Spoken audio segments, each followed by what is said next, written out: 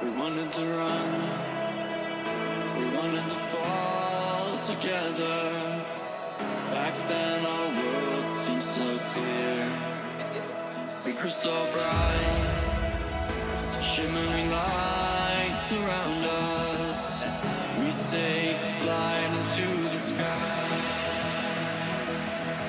How many worlds would you cross to use the light that's right in front of you? There is no light on the other side. I say, look straight ahead and you will see. You will see.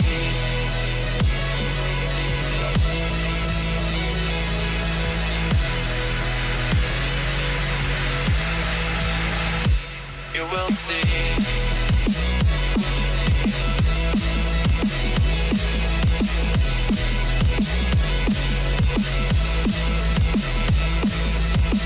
How many worlds would you cross to use the light that's right in front of you?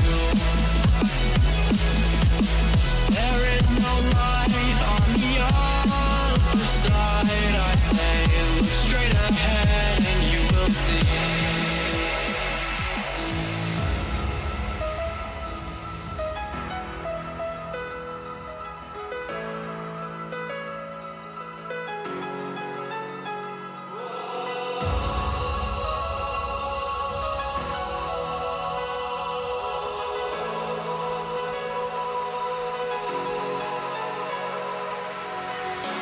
Take my hand, I'll lead you on into the stars. We'll ride away from all the wars. We'll close the doors and disappear again. And I don't know how many times I've said that this is not the end, and we will make it out of here alive. Oh, alive. Alive. Oh, alive. Alive.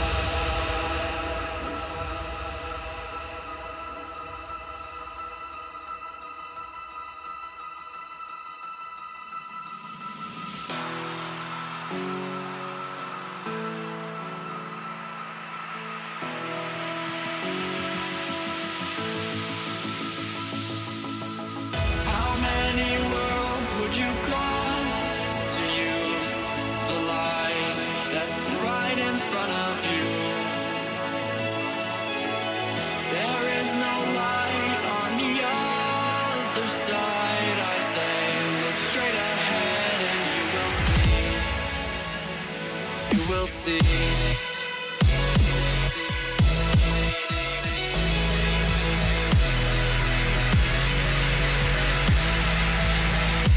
You will see.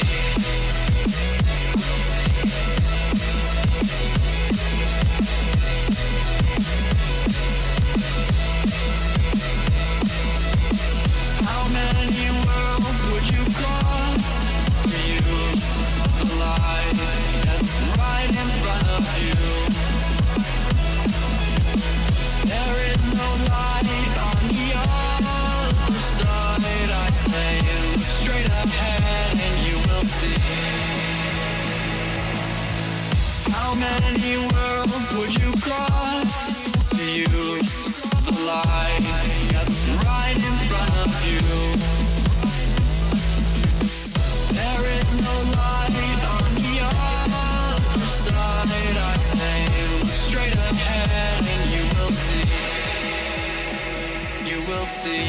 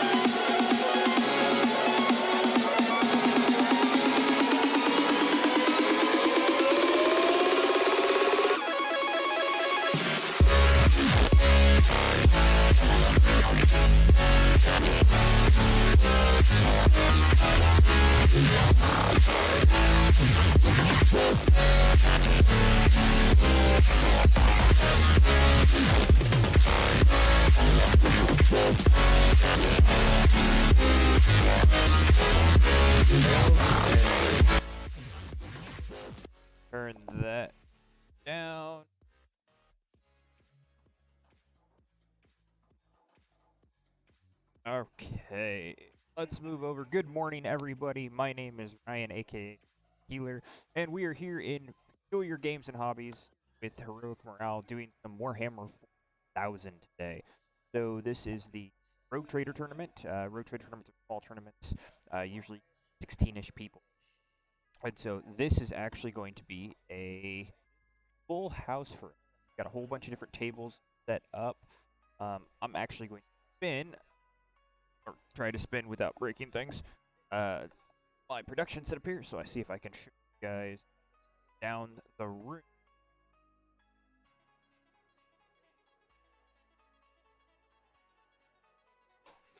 To drop things.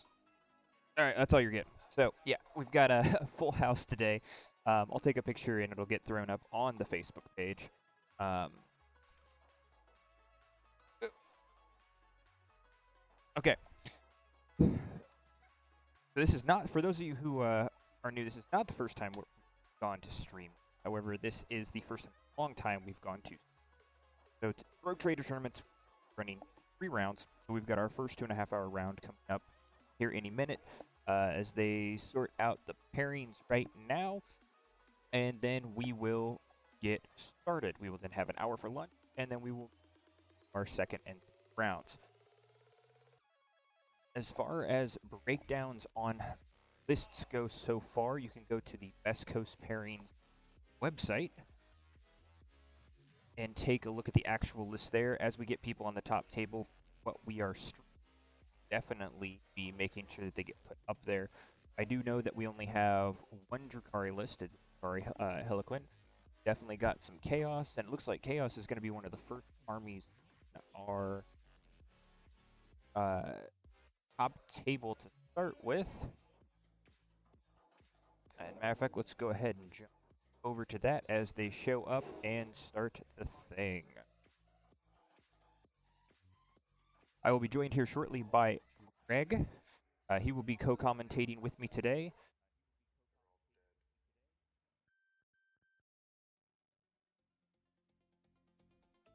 Go. Get the timer set up there.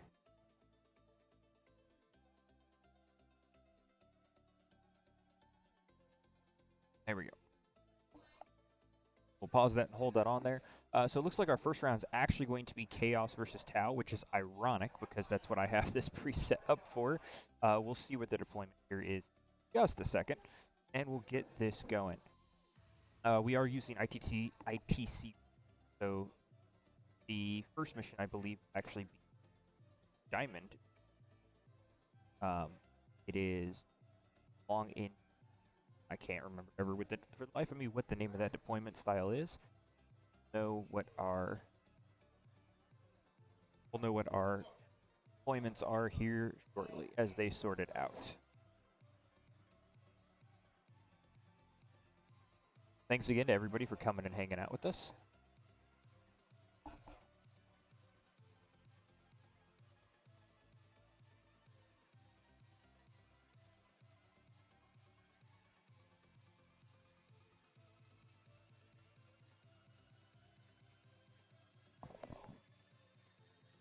Let's see, while they're doing the setup, let's see if I can go find our event.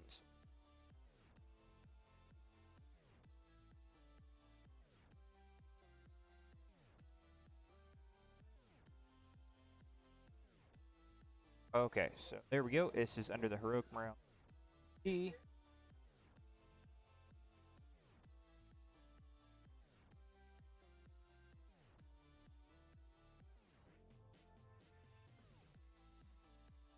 Alright, so the timer is running. Tau and Chaos going. Jason Burrow versus Cody Pitts. Let's see if we take a look at all the different lists. So we've got Iron Hands, Yanari, Knights Renegades, Tau-Tech, so that's definitely Necrons, Adeptus Sororitas, more Tau. We got a Grey Knights player today. Sardes, Eldari, though that is Drakari and Harlequin. Now Sept, now Empire, Nurgle Chaos, more Adeptus Astartes, more Necrons, more Eldari. Gene Stealer Colts. Hey, just 1-3.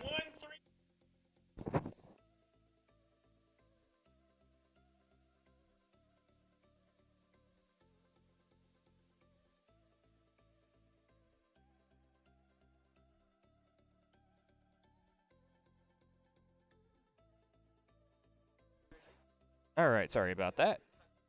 Gene Stealer Colt, Raven Guard, and Custodes. So we have a full packed house today.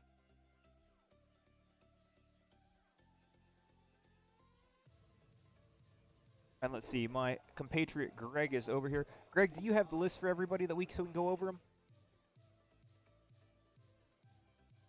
Greg, do you have the lists? Lists. Okay, so Greg's getting the list for us.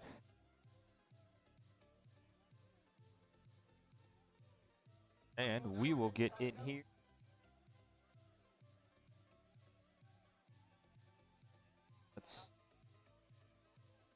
Alright, so I'm going to update this where our people are at, because it looks like how is...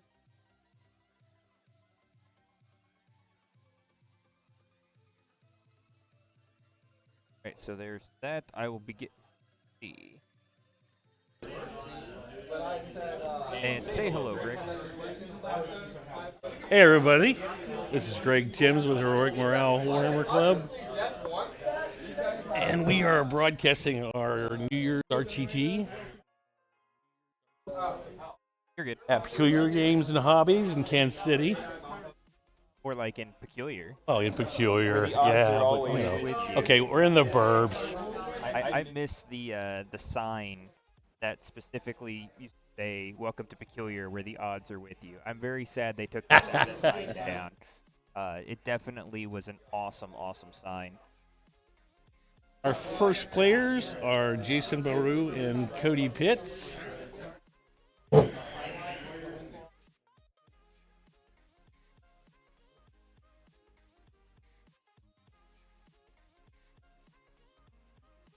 Right, and I've got the markers updated for you guys there, so you can see Tau is going to be on our right side for deployment zone with Chaos, specifically Nurgle Demons. And as usual, we're having problems with Best Coast pairings. Oh, that wouldn't be any fun. We would want things to work out. Where the fuck would that be? So they're trying to pull the lists that were uploaded on Best Coast Pairings up. I can tell you from right here, staring at the table, have looks like 2 storms. Am I? 2 storms? Yeah, he's running 2 sorcerers. Looks like a commander in armor, some stealth suit, an ethereal. Which, let's face it, that's not fun. He definitely busted out some Vespids, so I'm curious to see what Vespids end up being used. Yeah, he's been using Vespids for a while. So, I mean, It should be good. So we'll see some Vespids install still suit in action, which could mean some further deployment or deep strike or after initial deployment play. So I always like that. That mixes things up a little. And then he has a crap ton of Fireward. Now, our Nurgle player, Jason, has been playing 40k forever. Like, Yeah, I'm yes. pretty sure he was potentially born of the womb of Nurgle, because I don't think I've ever seen him play anything else. Brian, You have a mute button there, Greg. Can you get to? Yeah, so this ought to be really, really good. Jason is he's not one of the local Heroic Morale guys. He is part of, is he part of the Chaos KC or the 40k KC? 40KC, 40 KC. So yeah, we have a They're a local, 40 KC here as well. competitive team.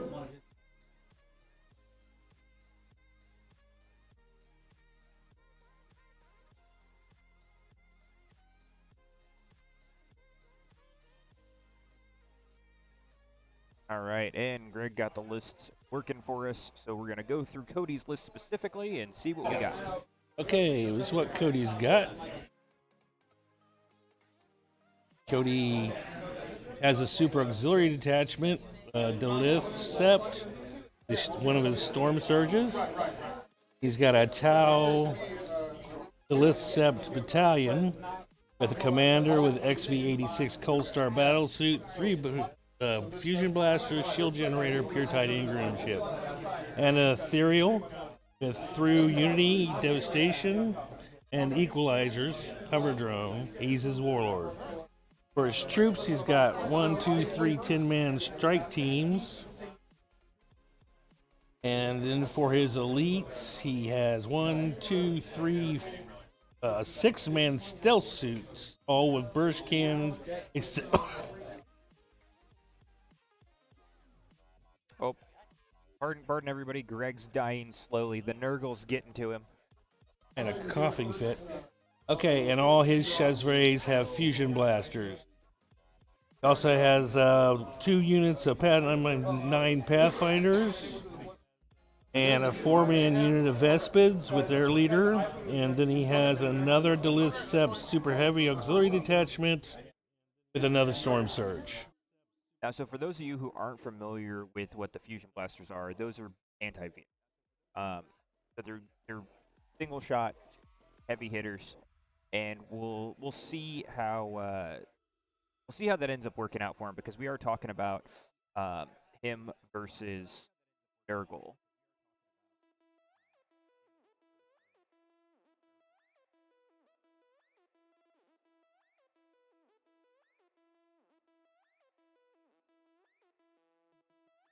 So we're 8 minutes into deployment into our game right now, and we can see Cody's got his first Fire Warrior team going down, or is that a? I'm sorry, that is a stealth suit. The dice on the edges there. Oh, I am mistaken. The deployment is actually different than what I was expecting, so I need to change back here, because it looks like they were actually accurate the first time. All right, sorry about that. I had to go get Jason from him. It didn't pop up on. See, Jason's running a battalion detachment. Got Space Marines with a Dark Disciple.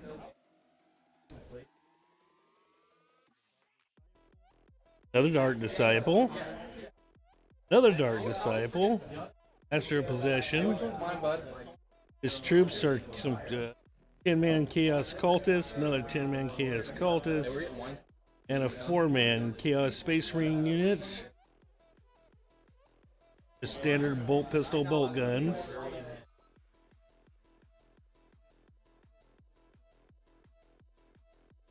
Burgle is after me. Elites is a greater possessed and possessed. Heavy support is 3-man unit obliterators. He also has another battalion of Chaos Space. Chaos Lord with jump pack. Sorcerer with jump pack. Troops, another 10-man unit Chaos Cultist, 10-man unit Chaos Cultist, and a 10-man unit Chaos Cultist. Class attack in that battalion. He has a unit of Warp Talons, a 9-man unit of Warp Talons. Then another battalion detachment, it's Chaos Demons. Got Demon Prince of Chaos. Epidemus.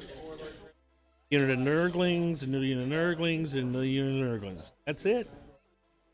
All right, folks. Well, there you go. That's both of the lists. Now, going right now, got a bunch of forward deployed Nurglings on the center building. The tables have no magic boxes. The location, you cannot be charged. Everything is a chargeable location. As you can also see that we have Cody leading up front with more or less a wall of stealth suits. I'm really curious to see where that goes. And the cultists are coming in now. The Nurgle. So, Greg, you've played Cody more times than I have. is his stealth ward, is that something new, or is that something he does on a regular basis? He's always included stealth warriors in his Or list. stealth suits, I'm sorry. Stealth suits. I mean, he's this many he's never done before.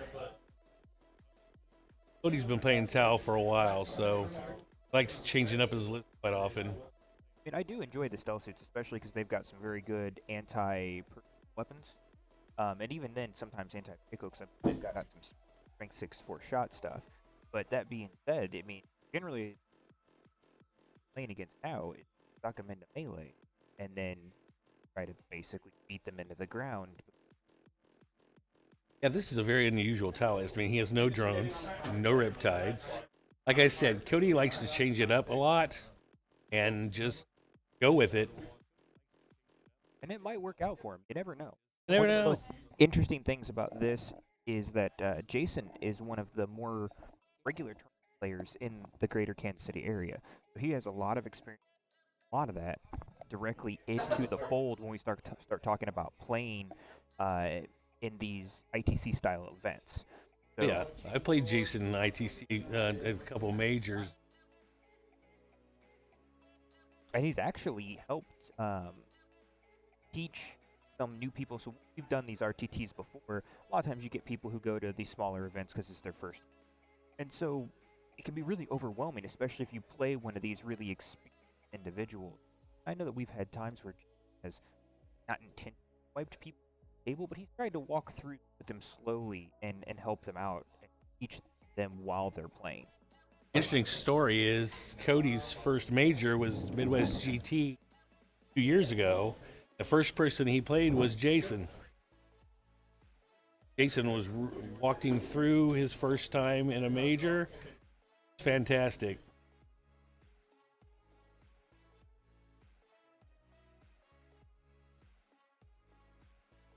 Oh yeah, and yeah, there's a 2 hours and 17 minutes going. They're making pretty good pace as far as getting their pre-deployment set up. Fire Warrior lines in the back. Now, one of the common mistakes that I see a lot of times with Fire Warriors is people want to be in rapid fire range. And if you're in rapid fire range, that's your half range for your Tau.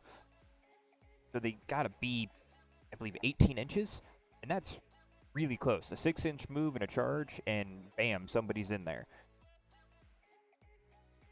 First Storm Surge is down. You know what? I need to pull up the ITC mission packet and see exactly what this first mission is.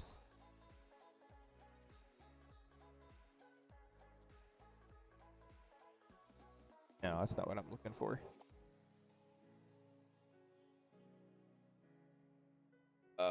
Where is it? Where is it?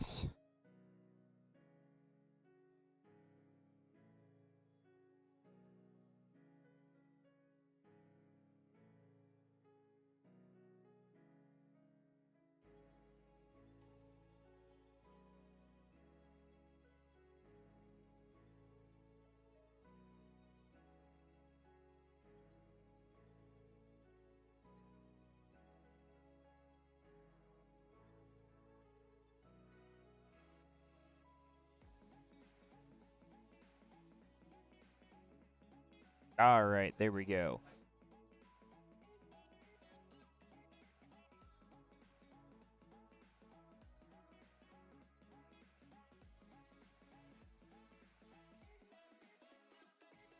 So we are in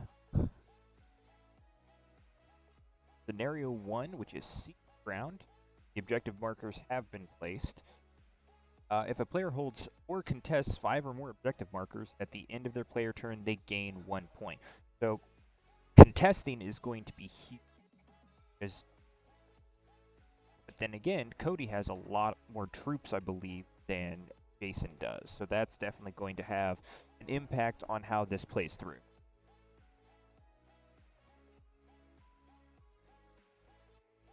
And I'm really kind of worried about the wall of firepower into the cultist wave. So storm surges are strong, but just have to wait and see how that goes.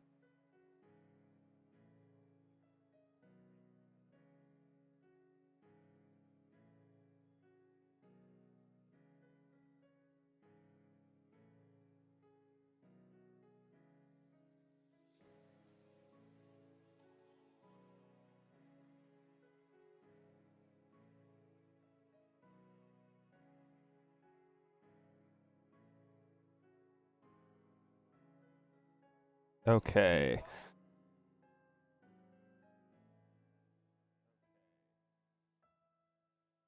Doing a big stack of fire warriors in that back right side. Second storm surge is over there trying to get some cover behind the buildings. Though with the giant gun sticking up off its back, it's gonna be in pretty plain line of sight.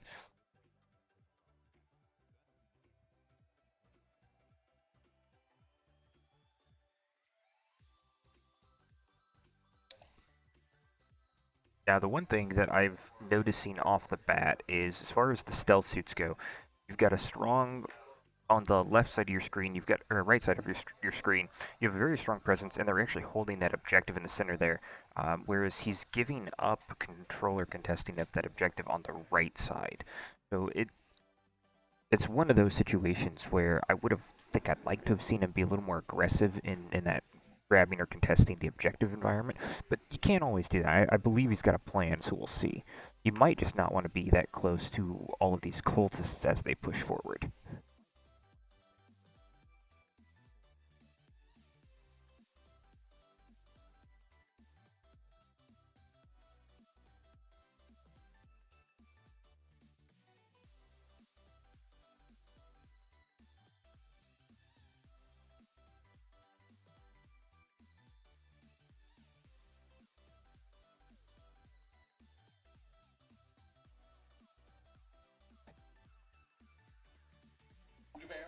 Alright, so Cody is all but deployed. His commander is the only thing left.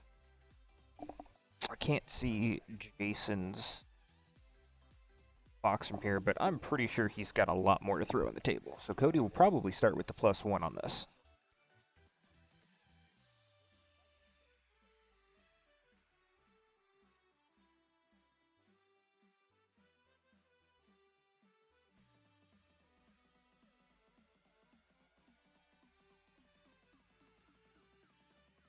Alright, and the rest of the 14 million cultists are coming out now.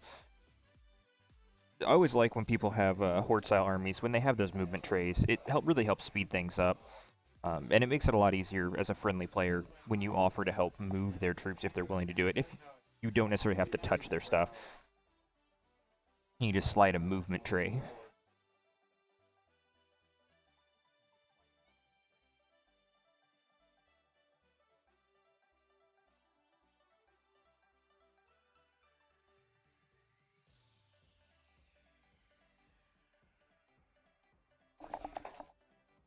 Alright, got some characters going down in the back of the cultist bubble.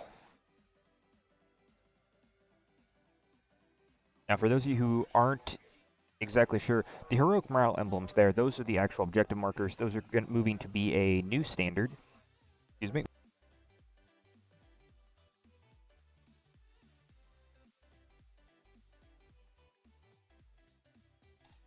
Greg's been Nurgle to me, so I'm sneezing all over the place now. So those are going to be the new standard for objective markers. Those who've been around for a hot minute, you've always used the smaller markers, everything from dice to smashed out bottle caps. But the new standard is going to be a 6-inch pad like that. That way, you know very well if you're within the edge, you're touching the edge, you're immediately going to be on the objective. Oh, so Jason rolled a 6 to go first. Cody is going for the C's. And a 3s on the C's did not work out for him. And a friendly handshake from the guys. I hope they wash their hands. I'm sure a Nurgle player did not. And Jason heard me say that, and he said bad luck. So I would agree with him. All right, so Cultist Wave's moving up. This is going to be an interesting place. This is either going to work out for Cody with his aggressive play with the spell suits, or it's going to be a big old Cultist orgy. I'm leaning slightly to the latter on that one. So because this is a giant cultist blob, you're seeing right now something you see a lot from very experienced players, the daisy chain of doom, as I'm going to call it. You always try to leave a couple of models within range of your objective, while you're also at the same time trying to push forward. And this serves two purposes. One, you're contesting and holding an objective. The other reason is because if you go into a charge and you get into a bad combat, you can kill the models that are closest to it. Nope, we got some pistol shooting. And nothing hits. There's -1 to hit for the cell suits. Cultists aren't exactly good shooters to start with. Alright, we've got an advance. Looks like a 1-inch advance. We got some cultists running up on top of the building. Nurglings rotating around to the front of the building.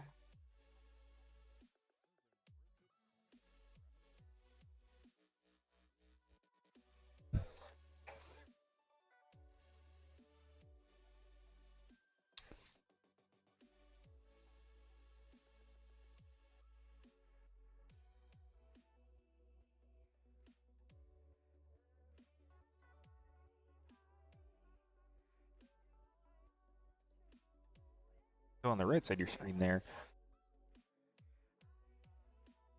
you're going to be seeing definitely some heavy melee action. No more movement on the left. I'm not seeing... Oh no, the Demon Prince is in the back there. It's just kind of hard for me to see from where I'm sitting.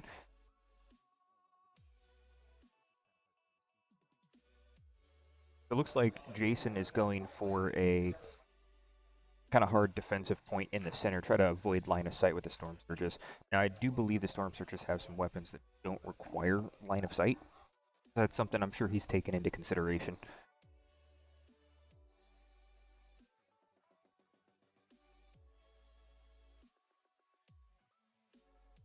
And apparently our overhead cam has decided to go to a rave. Get a little...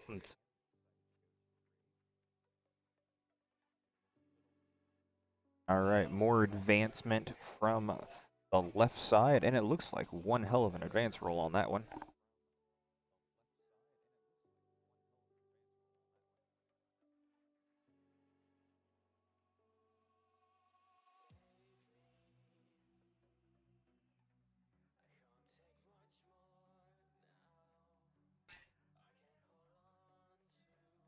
Alright, another decent advance roll. Looks like it might be a 3 on it.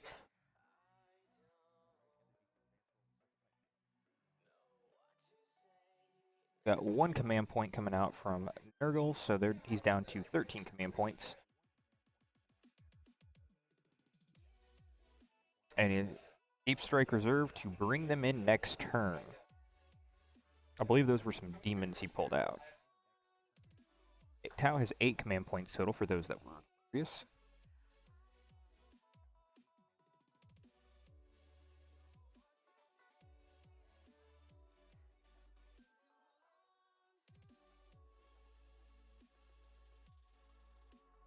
Oh no!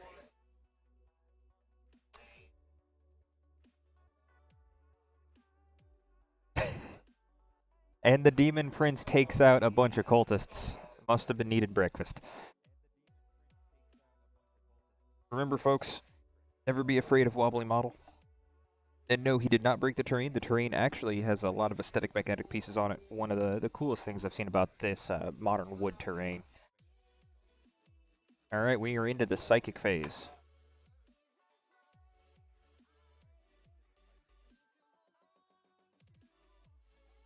Alright, Sanctuary on the Priest. Rerolling 1s because he's the Warlord. Looks like it went off.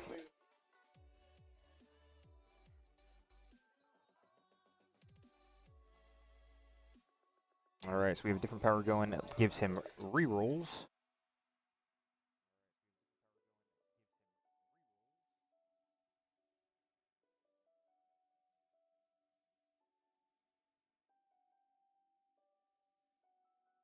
So, he's going for warp time. Little extra movement.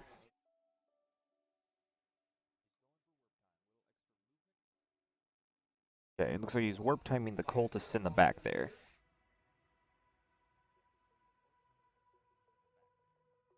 And it's going to be an advance on the warp time, see if he can get a little extra space out of it. And 1 CP to reroll.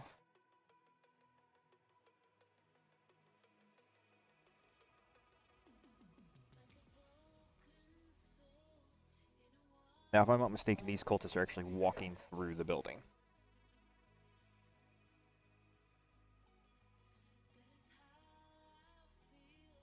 You know what, folks? I'm going to go And I'm going to turn autofocus off.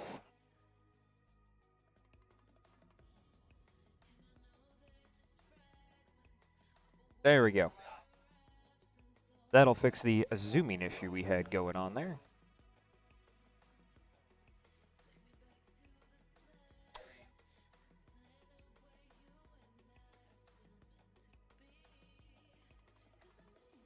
Alright, so it looks like they're going to do some agreement on some theoretical model placement to where it is on the inside of the building. That is Psychic. Alright, we got pistol shots from the cultists. 20 of them going to the stealth suit team. Looks like he's aiming the stealth suit team on the objective. Generally speaking, you always want to play the objective, and the objective right now is holding or contesting. 5 separate points for the bonus, so you have to hold the 2 in your deployment zone and 3 others. So it's not exactly an easy mission to go for the bonus.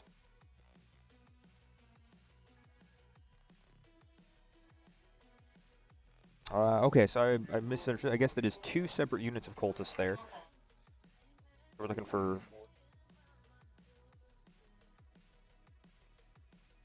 I believe you said wounding on 5s, but I'm not. I must have missed the dice to hit.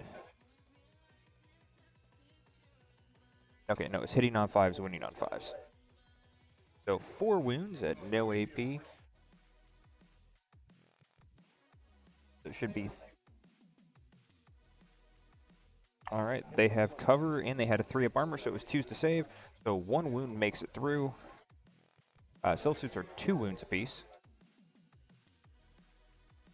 All right, now first cultist units into the charge.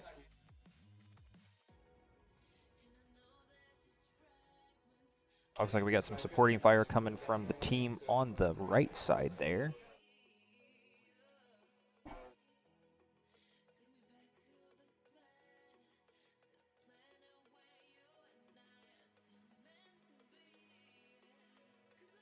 Okay, 6s is what we're looking for. Looks like we had a few in there. And 3's the wound. 3 at no AP, so we're going to be looking for some 5 or 6-up t-shirt saves on the cultists. Okay, so as you notice there, he didn't pull himself off the objective when he took those shots.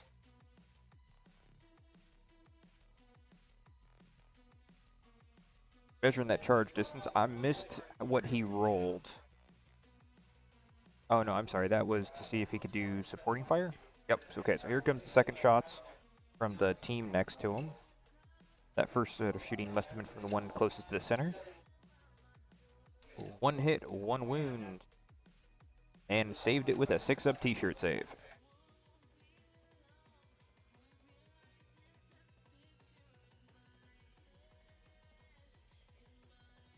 And 1 goes down. Must have been for the last guy.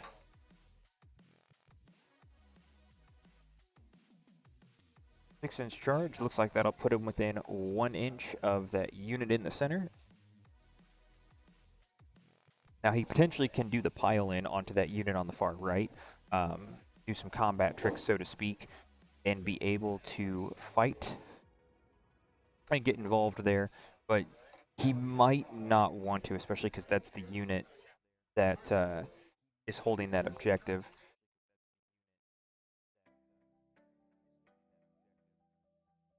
Looks like there might actually be 3 separate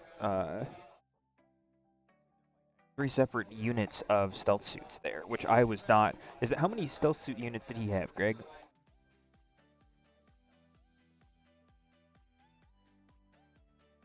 He had 3 of 6. 3 of 6? Okay. Okay, so that makes sense then. So they didn't get to do any shooting.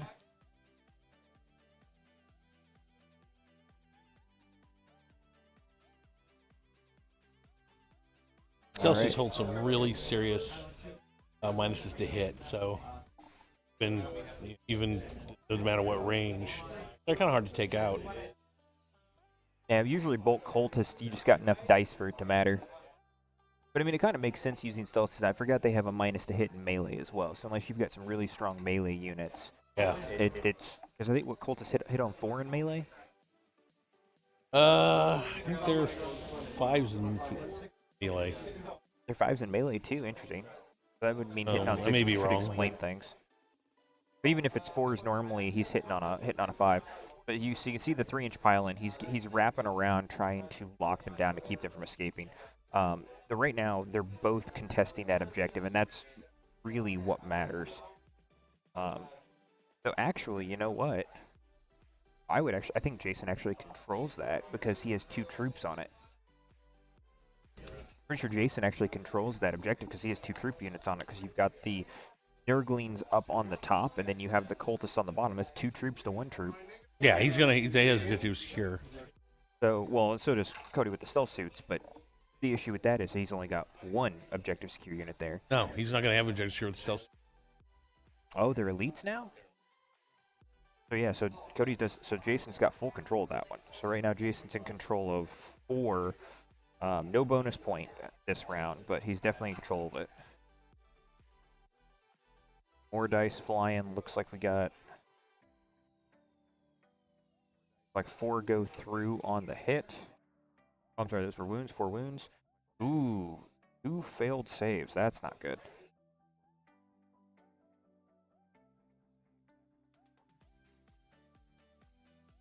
Cody's not going to spend any command points to interrupt combat. And the daisy chain is going to slide over slightly just to get 1 more attack in there.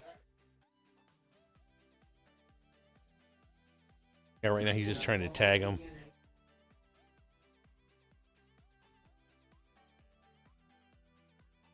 Looks like maybe 1 wound went through. Oh, nope, none. So Cody's about to do his attacks back. Stealth suits aren't exactly good in melee, but they're a little better than cultists. They just don't really have any attacks. Right, they don't have very many attacks.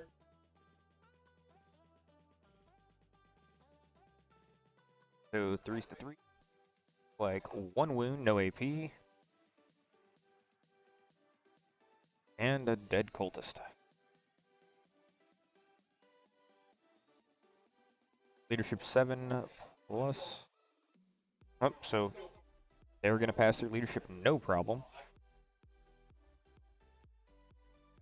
It was 1 plus, I believe, 2 cultists, 3 cultists that went down. So that's hands down no issues on that one. Oh. It's if you're only losing 1 or 2 models a combat round, it's almost impossible to break a leadership 7 unit.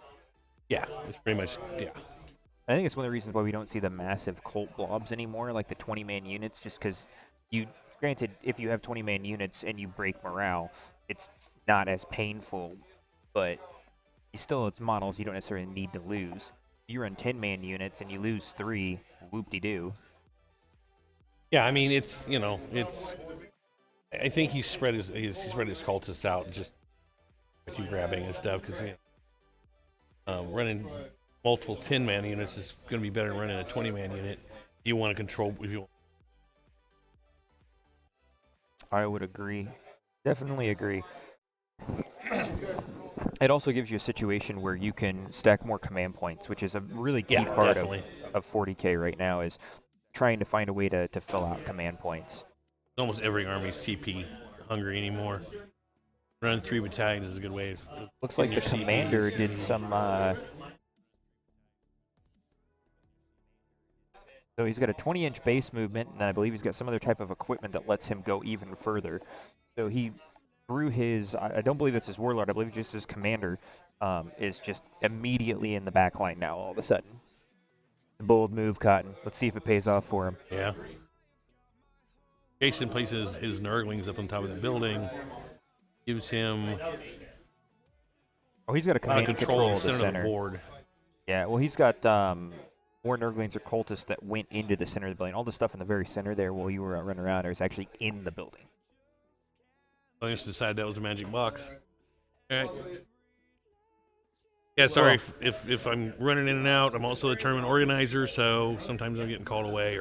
Well, and technically, it's not really a magic box, right? Because there's nothing that can't necessarily charge into that building, because everything's basically infantry except for the storm surges. And if you're charging your storm surges into that building... Yeah, with this particular list, it's not much of a box. I mean, magic box, because almost everything can get into the building if it needs to. I do miss the old 7th edition rules where you could charge a tank through buildings. Yeah. Oh, you think you're safe? Surprise!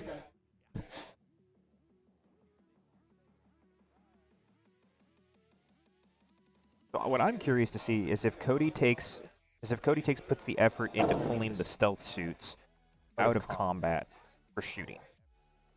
So I feel like I know Jason has at least one unit of demons in reserve. I feel like in the time that I've known him and played with him, he's probably got a couple more. Yeah, he didn't. Jason normally runs demons. I mean, he really changed up what he normally runs for this tournament. He's running a lot of Nurglings, a lot of Plague Bearers, a lot of Demon Princes, Vile Piper. I mean, he's pretty standard demon. Definitely changed it. Does. Do you think Cody's going to have enough targets right now? Because I think right now about all he's got is the rim around that building in the center for all of his guys on the right. Because unless he pulls people out. And that 5 that he rolled there, that was for the Storm Surge. He's advancing the Storm Surge. Cody plays some unorthodox 40k. It's pretty interesting. Well, and I can appreciate that. I mean, the first GT you and I went to, I was the guy playing unorthodox. I was the only one dumb enough to bring Drakari. And the irony is now I play Drakari. Well, at the time too, was it like 25th out of 60 or something? Like I did way better than I ever did should a lot have, better. just You because did pretty nobody good. knew what to do. Yeah. I mean, sometimes it's an advantage to bring a list that nobody's seen. Then they're not sure what to do with it. Throw their game off. Oh, he's getting really. I think maybe he's going to try to tank with the Storm Surge. I mean, it's real hard to push a Storm Surge off of things, and because it is a Storm Surge, you can be in melee and shoot everything around you. Yep. So that could actually be a smart move for him, especially since Jason doesn't seem to have as many heavy hitters as he usually does up on his front line. Actually, I realize now what seemed he didn't have a Greater Unclean one in his list, and that's almost been a staple ever since I met the guy. Yeah. Much. I don't know what I mean.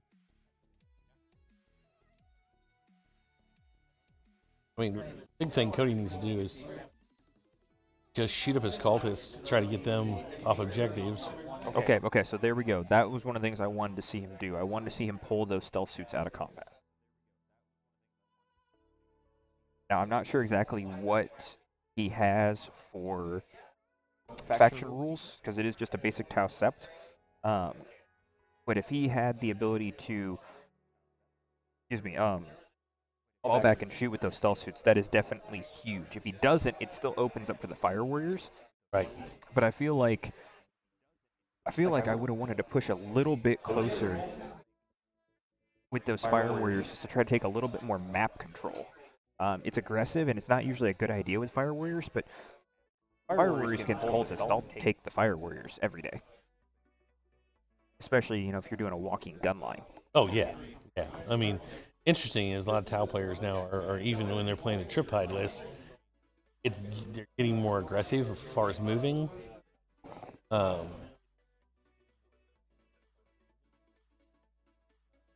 we saw that a lot when people were running like as many Riptides you could possibly stuff in the trunk of your car. Right. Yeah. You're still running normal tournament lists. In fact, there's one here today. It's pretty much Triptides with as many drones as you can stuff in drones you can stuff in your trunk. Because drones are ridiculous. You can stuff a lot of drones in a 2,000 point list. You can.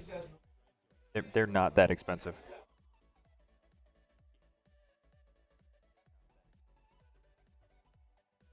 So he got really aggressive with the one Storm Surge, but the other one's still hanging out over there. I'm not sure what he's trying to, unless he's trying to get into range of something. I don't think there are some.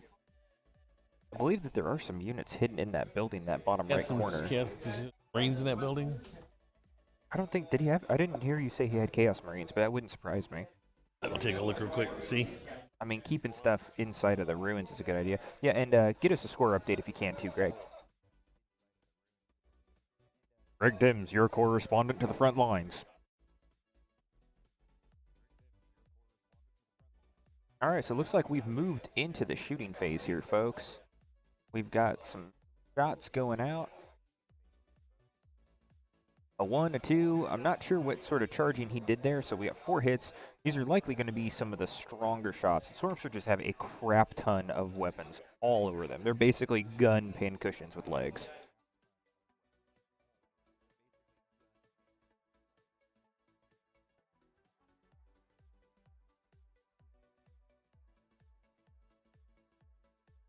Okay, so it looks like he's pushing into the cultists, trying to blow them off the objective, which is not a bad idea.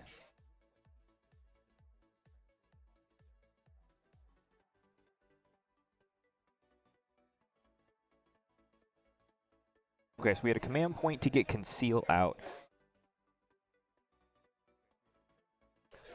So he's trying to reduce the amount, or trying to make it harder to hit some of his guys.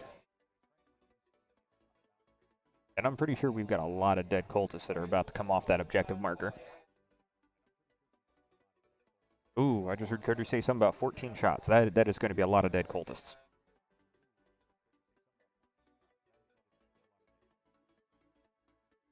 Looking for 4s to hit. That's a lot of one. He's got a lot of 1s coming down. That's unfortunate. Hopefully his dice warm up on him. Jason scored 1 recon point. And no.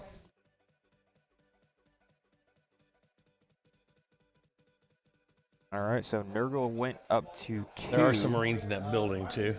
Okay, well, that confirms what we were thinking. And so we go up to 2 at the end of the Nurgle player's first turn. Not the aggressive opener that I'm used to seeing from Jason. He's always, I mean, he's always been a guy who marched his army up the board, kind of methodically. You know, like I said, usually he's playing a lot of Nurgle. He really, you have to march methodically. I mean, the resilience of Nurgle units are just. So you can have this is a prime example of how you can have really powerful units and have it not work out in your favor. There are still 4 cultists on the, 3 cultists on that.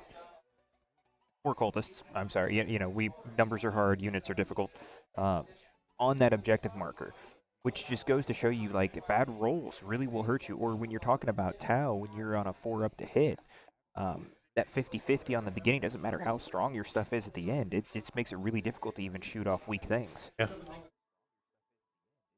And I would have liked to have seen him focus his fire on one side or the other. And if he's running the cultists out, well, so. Well, that's right. They don't get them, do they? That's right. Not anymore. Thank you. And Thank you. The correction from our favorite peanut galleries was that a reminder that cultists do not get the faction traits because they were a little too powerful back in the day. I believe we got some hand signals from one of our potential club members, something along the lines of, I'm winning. So for those of you who have ever come and played it in Peculiar with the Heroic Morale group, you'll understand that Andre always thinks he's winning because, well, you can't beat his sterling personality into the ground with a tank if you wanted to. No, you couldn't. No. And trust me, you want to.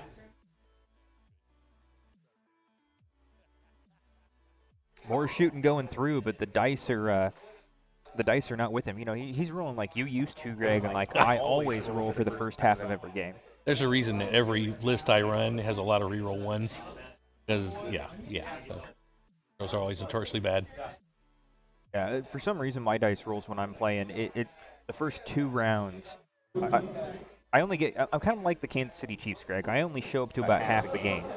And the question is which part of the game I show up to, the first half or the last half. Now, for those of you who are raging over that one, yes, the Chiefs are doing better this year, and that's not fair to them. But in the previous years, that's what it seemed like. It was either first half, second half. Well, I just playoffs and then see what happens.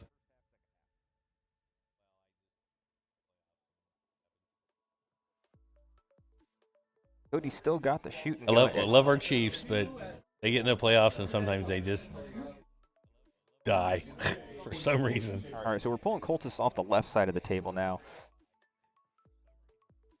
So what I would have liked to have seen here, because these center markers are so locked down with that base, that literally Nurgle castle, like, he's going to have to call an infection control, pest control. The CDC shutting down that Yeah, center should part of the clear that map. building. Yeah, And definitely. I think at this point you're better to just box them in. Just take control of all the perimeter, box in that building, and just let them sit there and fester. Kill it with fire later when you got time, and just control the four corners. Yeah. Control the four corners, and then pick one of those sides that you want to bunch up on, and try to just get some fire warriors on it, and just try to try to outnumber him in the troops count for objective control. Because Definitely. that's the only way you're going to get the bonus. And right now, um, unless Jason's got a bunch of stuff just hiding off the table, Cody really has the best potential for board control. Problem with this, I mean, this is scenario 1 sees control, and the thing is, the bonus point, you have to control 5 objectives to get the bonus point on your turn. Extremely hard to do.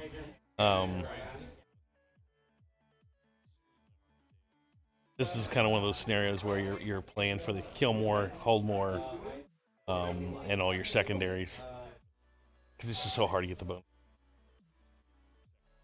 When it looks like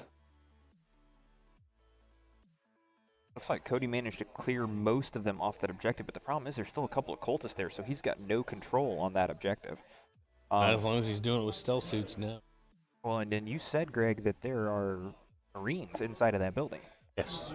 So I don't think Cody remembers that, because I would not want my stealth suits within, literally leisurely skipping distance of a bunch of Nurgle Marines inside that building, because that is ruins. They can just... With the new rules for adding an attack, any kind of space marine, they get a ton of attacks now. Well, that's not to mention, you've got no line of sight on those guys, because first floor ruins, you can't see. And they can easily charge you with no overwatch. Exactly, and that's that's the scariest thing on that.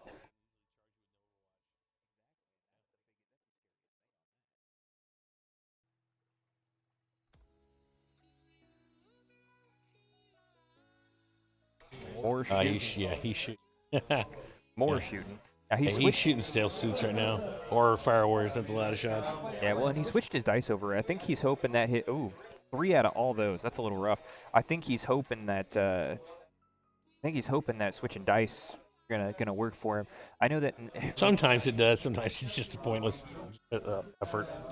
Yeah, I've found that if I just stay faithful to my dice, they tend to work out for me. And you got to get that extra little wrist flick in there. You got to make sure you're really rolling them, because otherwise you kind of like give them the little surf shove, and it seems like they just kind of land and slide, and you just don't really get that. I've ruined myself plenty of times by doing that out of laziness, just kind of like tossing them out of the side of my hand instead of getting that wrist flick in there. I'm guilty of changing dice mid-game. They were just rolling badly, and many times it doesn't help me any. It just makes me feel good. Well, that's why I like using my ambiguous Age of Sigmar witch dice, where nobody can remember what 1 and 6 are. That's a joke, folks. I actually make sure that I say which 1 and 6 is in the beginning, but Andre hated playing me because he could never determine whether it was a 1 or a 6, because, well, he skims when you talk to him. Yes.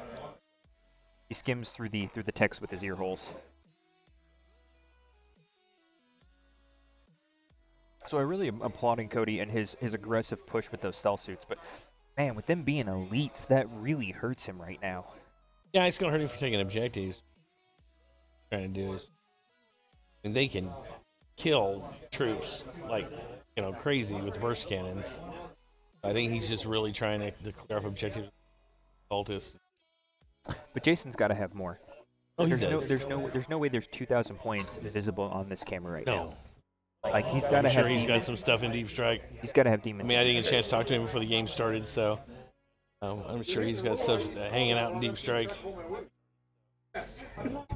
Well, and so we can kind of hear the players a little. We don't do direct player mics to keep them from being distracted, and of course, I'm more likely to curse, but we want to try to keep that as family friendly as possible. Exactly. But we can hear them because we're sitting nearby. And Jason just laughed and made a joke about how Cody's shooting things all over the place, and Jason's having a hard time keeping track of what's dying because he's all over the place.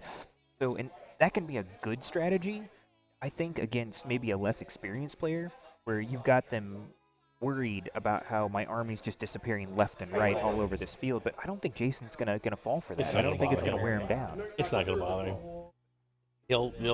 Jason is the type of player that's thinking one or two turns ahead. And they're cultists. I mean, cultists are meant to be sacrificed. Yeah. Literally, that's just like a soda in the fridge to a demon. Yeah. You just walk in, grab one, pop its top, and chug a lug. One thing that's hard to teach a lot of new players is the fact that, you're going to sacrifice units. If you want to win a game, you're going to sacrifice units. You just want to sacrifice them on your own The ones you want to sacrifice, not the ones you don't want to sacrifice.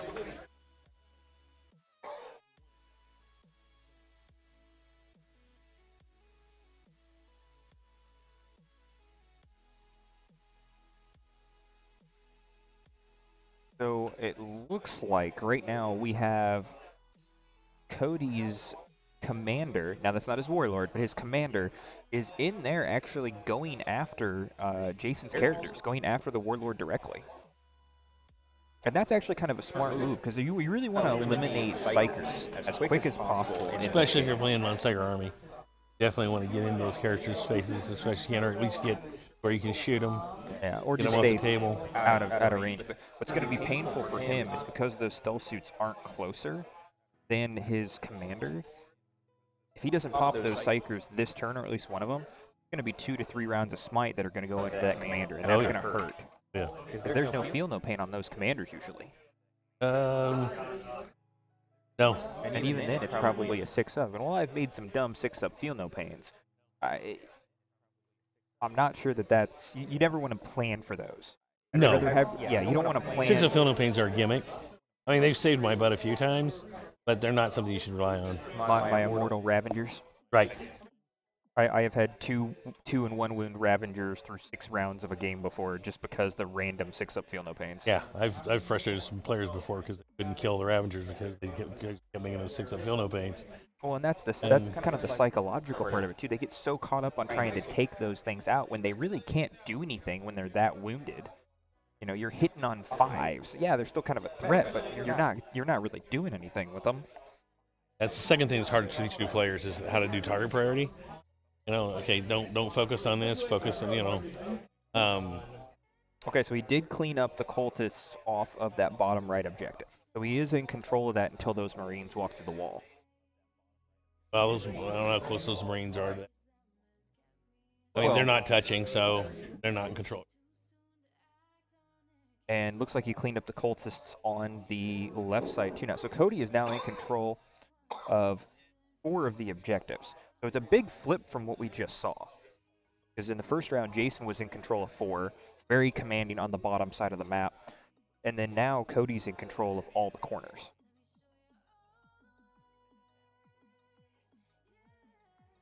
Yeah, Cody may be shooting for that extra bonus point. Well, and I'm not sure exactly what that model on the bottom left there is, but I believe that's one of the newer demons. I think that's Epidemus. Running him is Epidemus. Yeah, that's Epidemus. Okay. It just looks like a sort of thing you see on the internet. You don't want your parents to find in your browser history.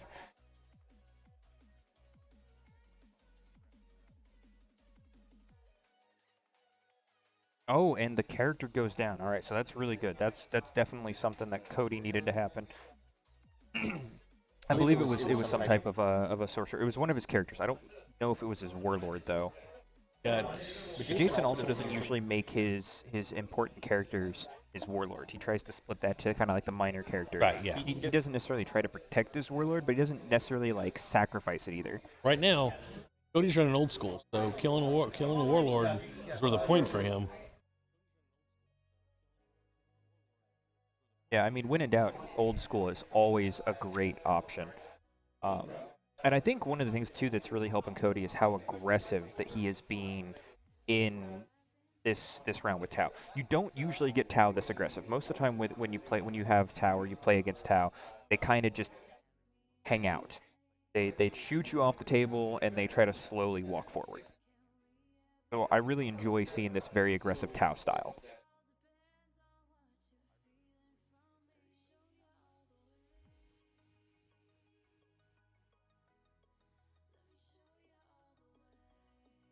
All right, so we've got some leadership on some Nurglings or some cultists.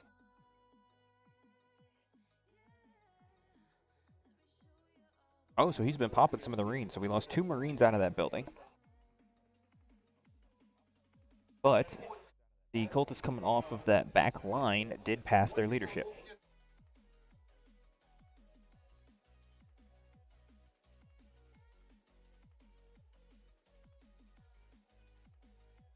All right, so we're going to be moving into the second round here. It sounds like Cody scored off pretty good.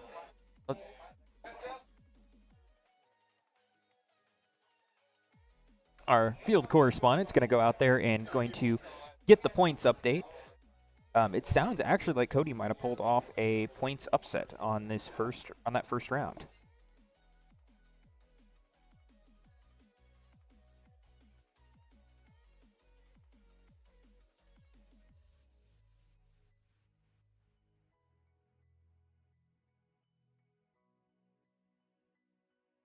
All right, so now I'm curious to see what Jason is bringing. I know he's got 1 unit in Deep Strike. I'm assuming he's got more out there. All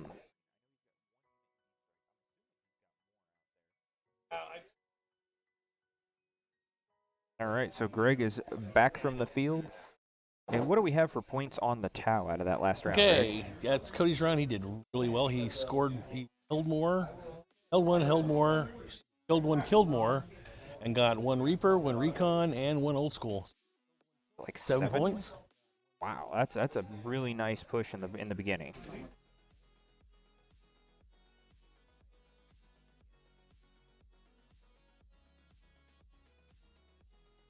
So it looks like he's trying to zone off. Jason's trying to zone off that back line a little.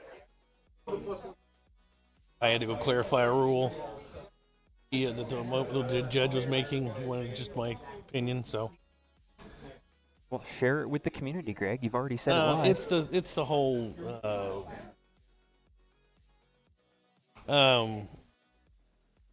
Stormlord from Necrons. He has an ability we can call the Storm. Oh, and yeah. on a 2-up, you pick a unit that's not a character. 2-up does that many more wounds over that 2. And then within 6 inches, you can pick a unit within 6 inches and roll. And if you get a 6, it does D3 mortar wounds. The question was, does the D3 mortar wounds within 6 inches activate even though he misses the 2-up on the initial activation? And no, it's going to have to be activated first. Yeah. Basically saying that the lightning didn't hit, so it's not going to affect the units. Yeah, it's oh, what do they call it? It's a chain effect. Right. You have to have the first link in the chain to do anything else.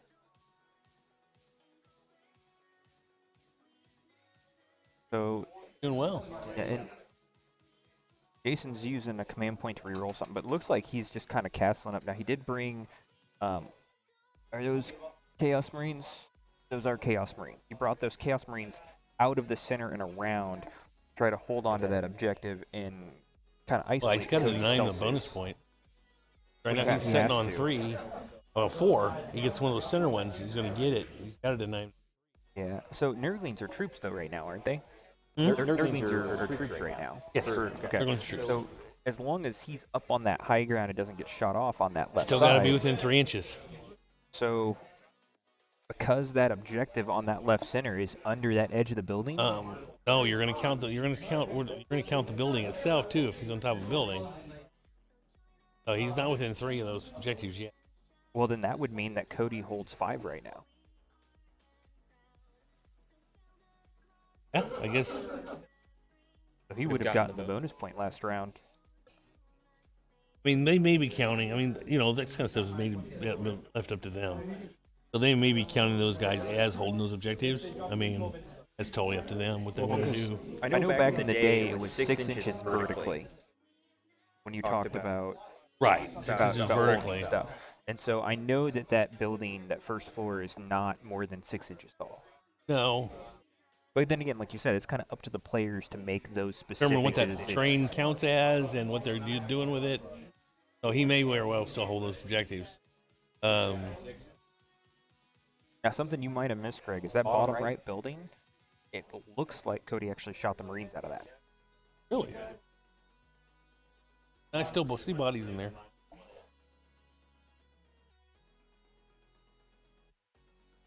mean, he may have shot some of them up, but It's not a full unit, that's for sure. Because we definitely all saw Jason pulling. I mean, he's some got bodies over a there. non-line of sight shooting from his storm surges.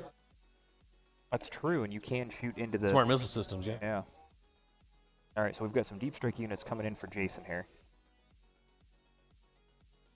Place them.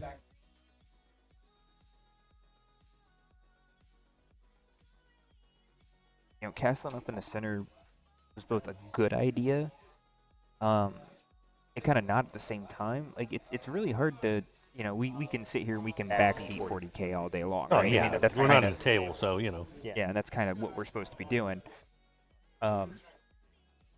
But just the downside is once you get in that position against normal Tau, not a big deal because you can spearhead and split them up the center. But when you've got Tau that's being aggressive, score is 2-7, Killzor. Yeah, when you're playing against somebody who's being super aggressive with Tau, now you find yourself literally on an island at the center of the map. Yeah, I'm not sure what Jason's doing with that. Because I mean, the Tau can easily shoot them off the building. I mean, they're resilient, granted, and they're gonna get their 5 feel no pains, but you know, I don't know. Like I said, we're not at the table, so I'm sure Jason's got a plan. He's been playing Chaos for a long time. Cody's been super. I mean, you know, Cody could have surprised him. You know, just playing those Tau super aggressive. With this really unusual list. You know, who knows? I mean, psychology's got a lot to do with the game. I don't see Jason easily flustered, honestly. No, but at this point, the only thing that seems like it's an immediate threat from Jason, from Nurgle, is that immediate stealth suit team. They're just right at the center. And so if we're talking about going for kill points, trying to kill more, if Cody actually focuses his fire and just one unit at a time in his next player turn, there's no way that Jason's going to be able to kill more, and he really needs every secondary he can after that 7-point first round that Cody had. Yeah, I mean, with Cody, you know, scoring, you know, kill more, hold more, and kill and hold, and then he got 3 of his secondaries. I mean, but hey, like I said, Jason's a really good player, so we'll have to see. Yes. Okay, there we go. There we go. I knew that he had some stuff that was off. Oh, yes. So. We've got a couple of sets of demons coming in off that left flank, and I think he even left his prince off, didn't he? Unless that's the base that's sitting right there, because I think the prince fell off.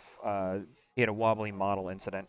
Oh, okay. So he just put him up in the base. And I believe this spot here in the back line is the remainder of it. Oh, So happens, man. Stuff breaks. Yeah, and I'm used to seeing the giant winged demon print stuff, but you know, it's not always going to happen. I mean, when Jason likes to customize his models quite a bit, so it may have been off the base. Okay, yep, and there are still some Marines in there. Good spot, Greg.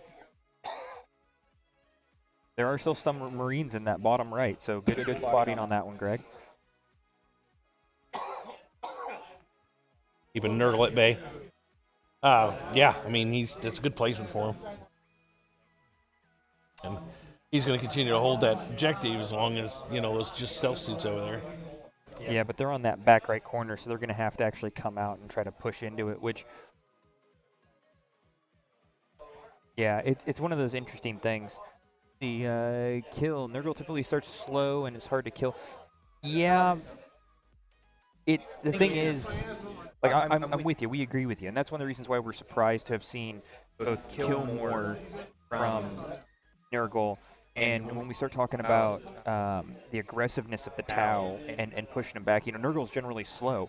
So if you move forward and you stem the tide, you basically guarantee the security of your back line. So like right now, Cody is sitting comfortable because there's no pressure on him. And a Tau player that's not feeling the pressure is a dangerous opponent. And I mean, he's pushing a bonus point right now. I mean, probably one of the hardest bonus points to get. Pushing it. All right, we got some warp time on the Marines. Off with a 6.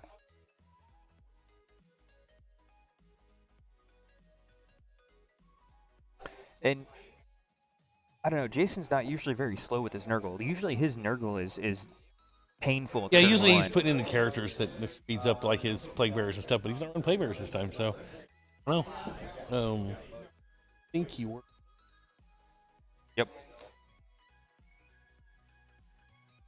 Talons. They might be his Warp Talons. I just know that they're Chaos Marine models of some kind.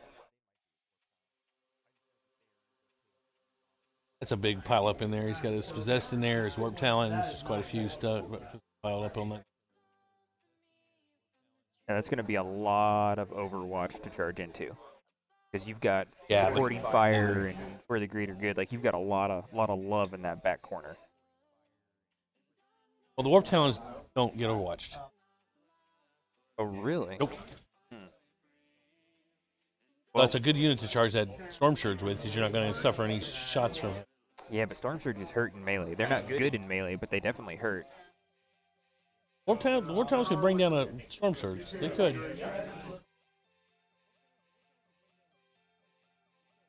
Alright, so we got psychic stuff going off. We had some re-rolling on melee attacks, I believe, that came through on that one.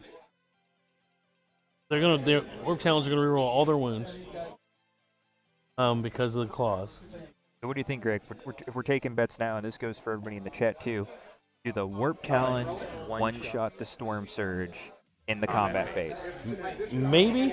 I mean, they can. It's gonna be difficult to do, but they can do it. Give me a yes or no, Greg. What are you saying? I don't know what he's running them as.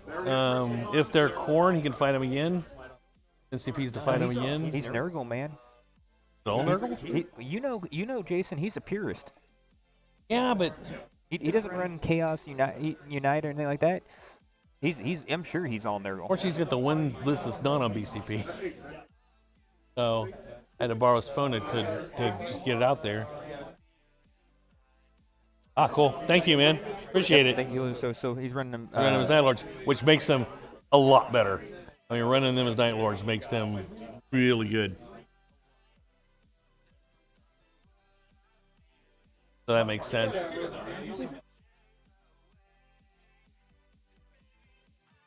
All right. So we've got some pistol shots going to the Storm Surge, I believe. All right, I got a question real quick. Somebody's leaving. I'll be right back.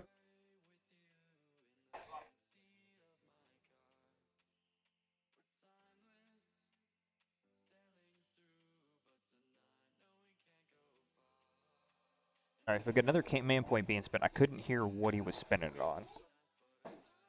Oh, to add 1 to wounds. So he's looking for 2s to wounds. This might actually be into the Fire Warriors and not the Storm Surge.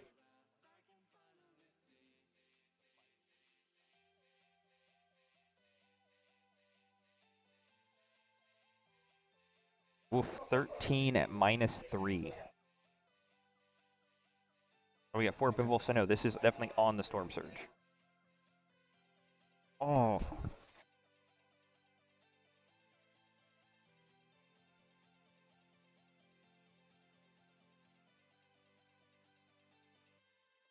That was a lot of damage that went through. And the Storm Surge is gone. It just got annihilated.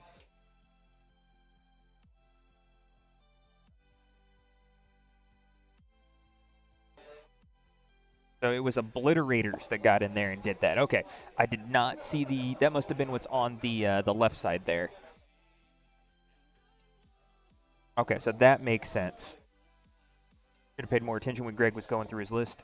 Yeah, those obliterators coming in second turn is definitely a really important thing to do. That way they're not getting picked off in the first turn by the storm surges, especially if you don't go first.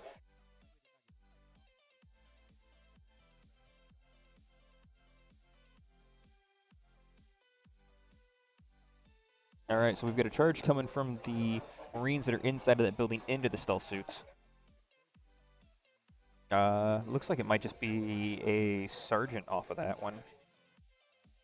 Or a chaos champion, aspiring champion. So, and of course they had no line of sight in that building, so they managed to walk straight in.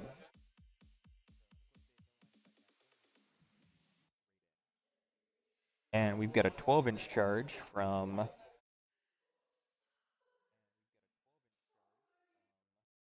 Okay, so those are the melee guys. So the obliterators were up in that center unit mob, which makes more sense because I was trying to figure out how the obliterators had that range. So yes, the obliterators are in that top center right area.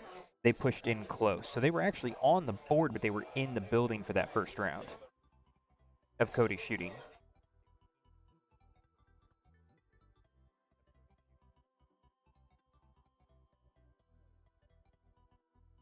We've got a giant melee bubble going on that left side there.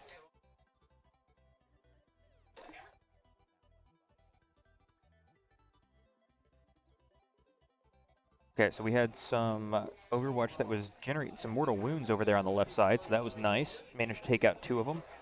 Well, one from just normal Overwatch and another one from mortal wounds. So the unit's still probably dead, but it's good that he was able to do it. His Overwatch rolls are shown so far being a lot better than his normal shooting rolls. He's been really 50-50, maybe 40% on his actual effectiveness in shooting. It's been very unfortunate.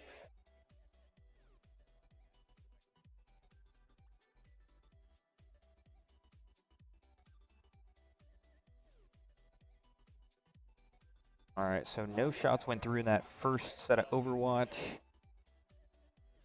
We got a couple of 6s in the second round for supporting fire.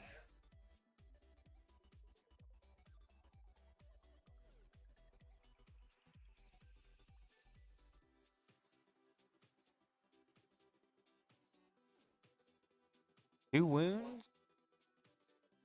And saves go through.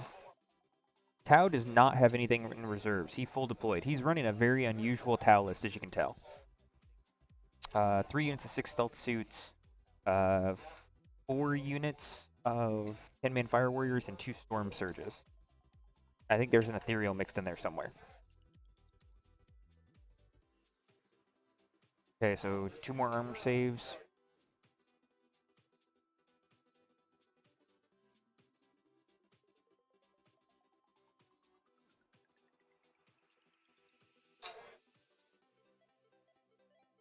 And welcome to everybody who just recently joined. Welcome to the Heroic Morale RTT, brought to you by Peculiar Games and Hobbies.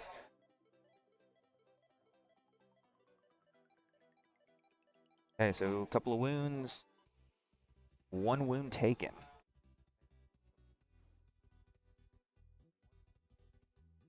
So they got thinned out a little, but it's not much. And now the charges are coming through. 9 inches is definitely good enough to get them in there and cause some pain and anguish.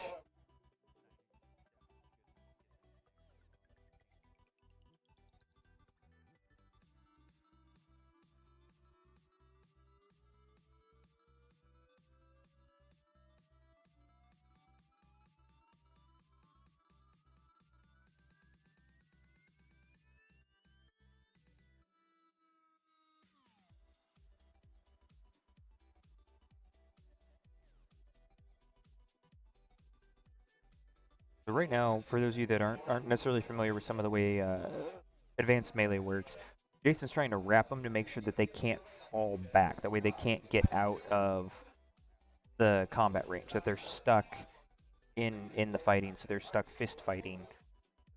Definitely an opponent you don't want to fist fight if you're a Tau Fire Warrior.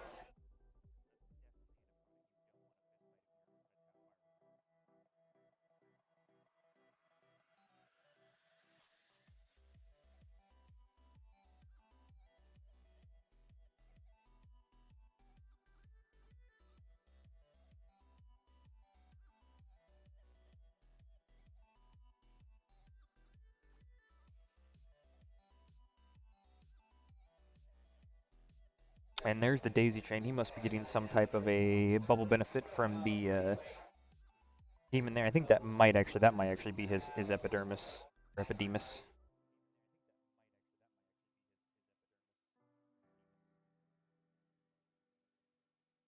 Yep, so he changed his mind. He's not going to worry about doing the wraparound for the bubble, which I don't blame him. It's one of those things with when you're running good melee units in the Tau, the rerolls and the bonuses are nice, but a lot of times not necessary.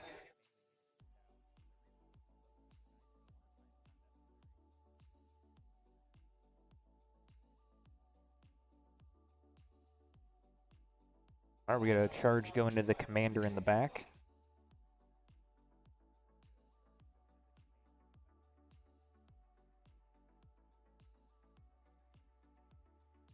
And we're multi-charging into the stealth suits as well. So he is inside the building, so... Or I'm sorry, they are inside the building, so there's no line of sight for Overwatch on the charge.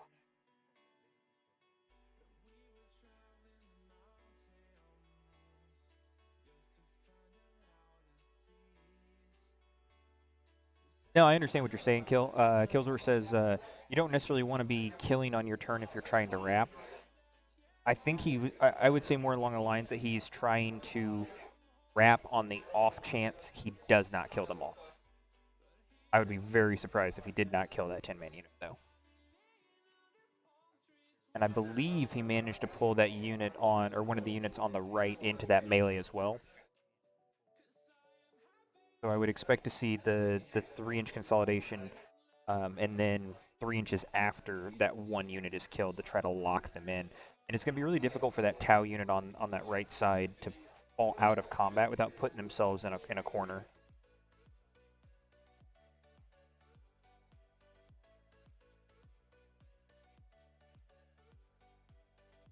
All right, so Cast Lord's going, and he is going to be on a 2 to hit. This is going into the commander in the back, I believe. Rolling demon weapon with a command point, end up getting a 2.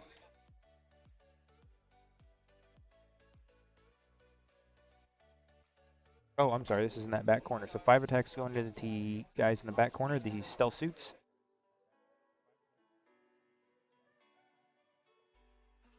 Three hits. Wounding on 2s. 3 wounds at -3, so that would be a 6-up save on the stealth suits.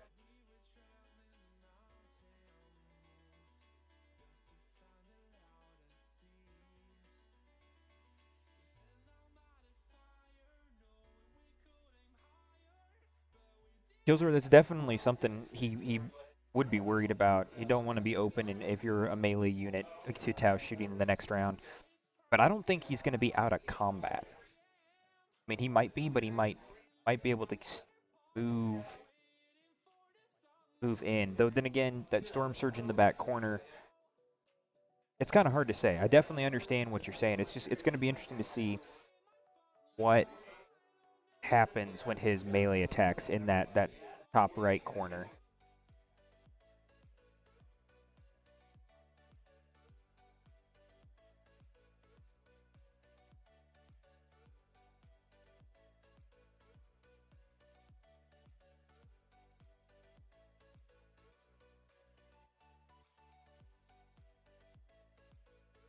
We've got 3 wounds going through. Okay, this looks like it might be down into that commander there. 3 wounds at -1, looking for 4s. Ooh, 1, 1, and 2. 2 damage apiece. That is...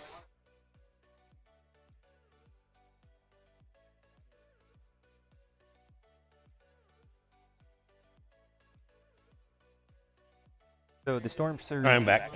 Yep, Greg is back, everybody. One thing you missed, Greg? Apparently he had Obliterators hidden in that center building mob, and so the Obliterators obliterated a Storm Surge. Okay. Did you get it in the combat too? Oh, it didn't. The Storm Surge didn't even last till the charge phase. Okay. Because I just realized that there are Marines over there and his Possessed and his Night Lords, his Warp Talons are on the other side of the board. Yep, I saw those come in on the Deep Strike. And then he's got the nice wrap up in the top there. Killzor is mentioning the, we were talking about wrapping and the effectiveness of it, and he wrapped for 2 reasons. And he brought up the point. One of the big reasons to wrap against Tau is to keep from getting shot. Yeah, oh yeah. Because they can't fall back. But another reason is to keep them from falling back should any of them survive. And I definitely lean. Of course, I'm the one that said it. I definitely lean towards the fact that he wrapped keep any of them from running away if they survive, because there's almost no way that that group of fire warriors in that top right corner is going to live.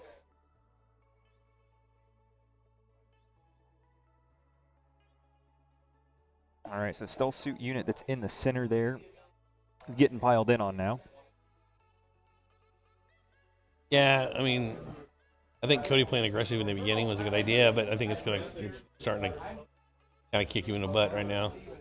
Well, Jason advancing those obliterators and hiding them in that first floor of the center ruins was a good idea. Oh yeah.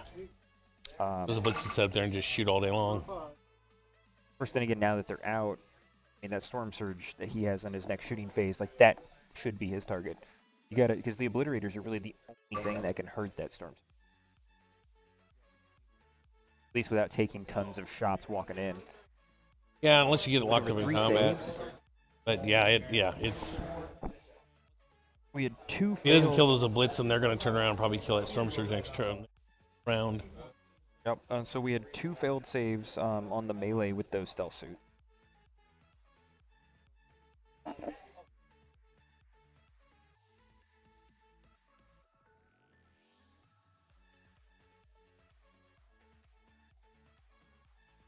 Like I said, Jason taking hits not going to. He's always 1 or 2 turns ahead, so he's definitely going to. So Killzor, you've got some that are within an inch and some that aren't, but as long as they're within 1 inch of the one in front of them, that it's within melee combat, or they're within 1 inch of a model that's actually inside of melee combat, they're still technically in combat and able to swing. The measurements get really finicky with the melee stuff when you talk about the models, and when you're zoomed out from above like this, the perception's kind of difficult. But I completely understand what you're talking about. Every single one of those guys in that top right corner definitely charged in.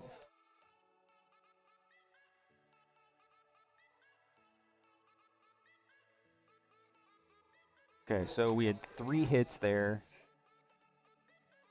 1 wound -2. That's definitely not going to save it. I'm not sure.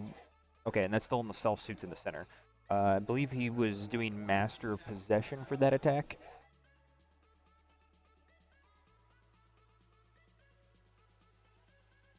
It's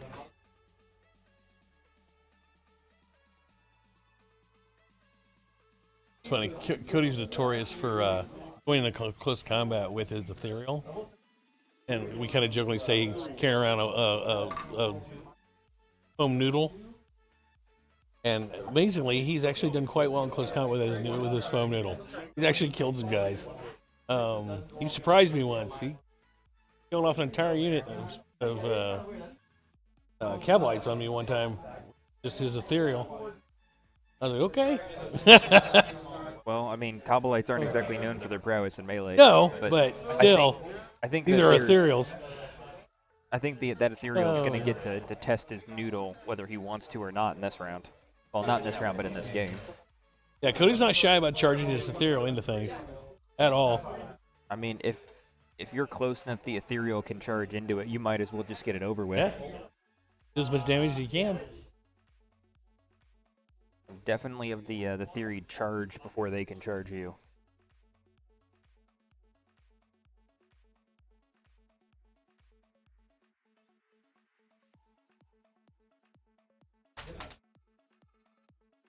So Jason has a bucket of dice.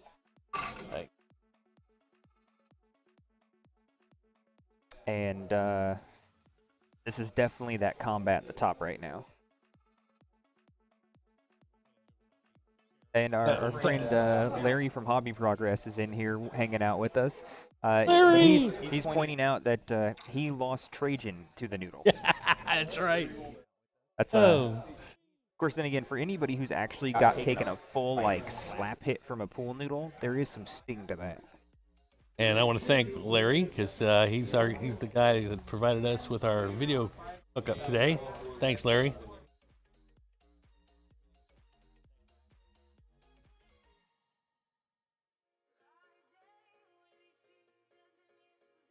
Oh wow, this was actually the bottom left combat, which I believe is actually a lot less attacks than what we're going to see in that top right. Yeah, I thought those were warp challenge. That bucket loaded attacks makes sense.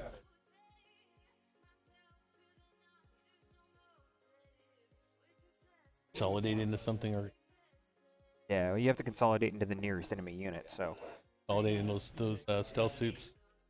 which is good because now he contests that point. And actually, if he moves his other model on that bottom left up, he can actually take control of it. What's it's gonna just by having one model on the objective, he's already taken control of it. Whole unit. Yeah, Now, but you can. Well, I guess it's hold one or hold more for your secondaries. The primary is just to contest or control.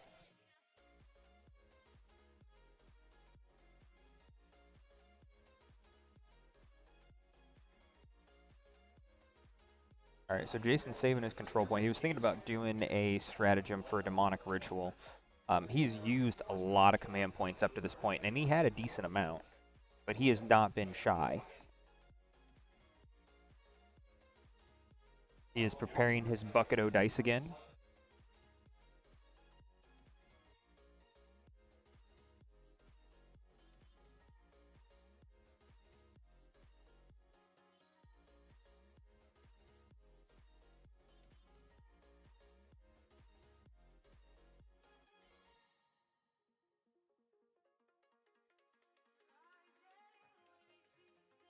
Quite a few hits, which really isn't that surprising. That's going to be a lot of wounds with toughness 3 Tau. 5 at -2. Going for 6 up t-shirt saves. Oof, oof, oof, and oof. Yeah. Okay, so that's a smart... Maybe that might not be a smart play. Because he pulled the ones that were closest and in combat up in that top right. So that the consolidation for units, if that unit on the left on the objective is wiped out, is just he's going to have that range because he's going to be able to pull the rest of it in. Would have liked to have seen him pull from that far right, leave people locked in. Yeah, you might not have been able to shoot at them without falling back, but at least you didn't leave yourself in a situation where they could consolidate into units that were still free to shoot. True. First thing again, it makes more sense in the 7th edition rules where you remove what was closest to shooting into the fighting. Right. I'm still more of a fan of that specific take of melee and shooting and wound taking. I don't know. I I like the fact that I can pick what I'm pulling, so I can pull a unit out of. Well, I also don't think you should be able to hit a hypersonic flyer with a flamethrower from the ground, but hey, what do I know?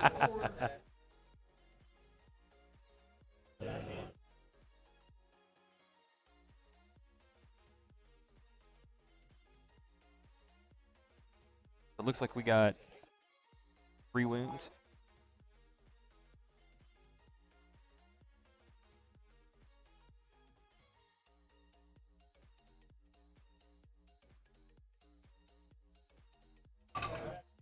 Oof.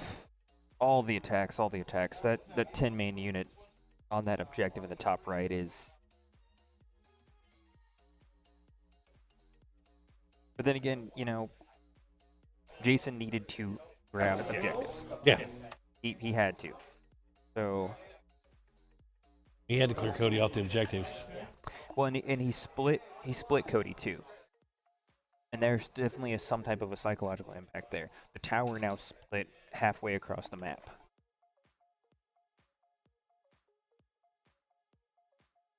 Yep, and there goes all the boy. Oh, there's still a boy back there. Yeah. Oh, there's more attacks coming through. Okay, never mind. Yeah. Never mind. I thought we had a Jason miracle. still got some more. I thought we had a it. hero in the back. Granted, if you lose 9 out of 10, you can't pass morale. Cow can only 6. Oh, with the auto pass. There he goes. Yeah, that's Yeah. auto pass for them. Yeah. And so now we're going to see a 3-inch consolidation towards the nearest unit, which, guess what? The last set of the boys. So the problem is, do you fall him back and then make him charge into you again and hope for some 6s? Or do you just leave him in? If it was me, I might pull him back to get Overwatch. Cody, what he wants to do. I think I would try I to don't want pull to him. second guess what somebody's doing, so.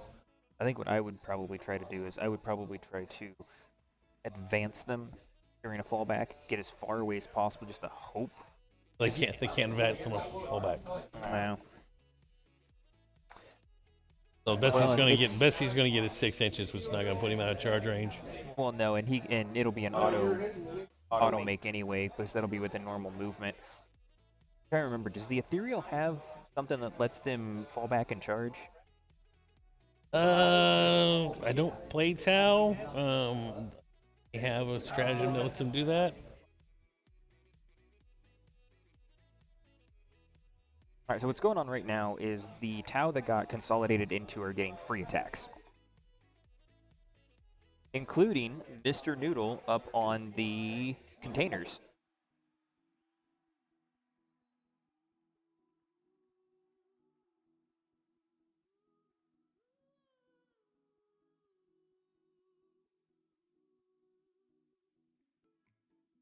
Oh, Stealth Suit popped somebody down in the center.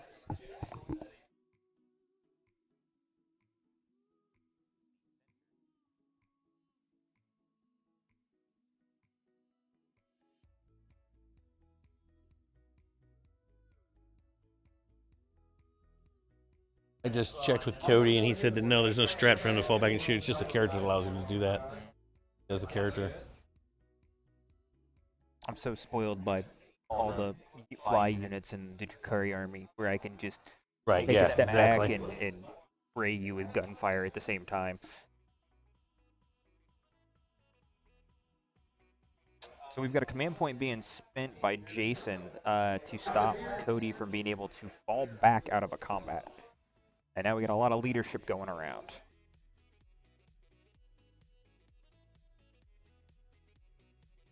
So the 4 was good.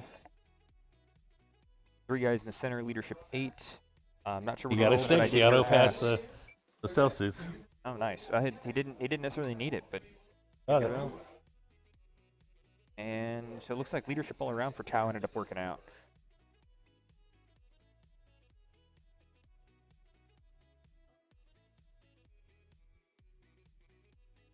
Leadership for Chaos, nothing to worry about.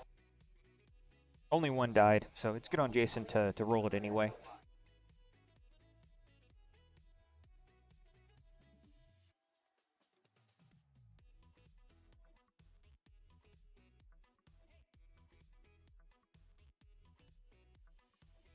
They're not calculating yet, so.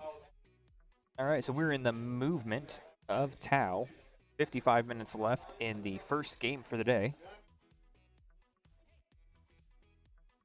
You know, I'm not sure what the times are looking like. They've been moving pretty quick, even though Jason has had a lot more models to move. I believe they're pretty even on the time. I know Jason has his clock over to the side there. I cannot see it from where I'm at. But as a spectator, to me, it has felt like they've been taking about the same amount of time.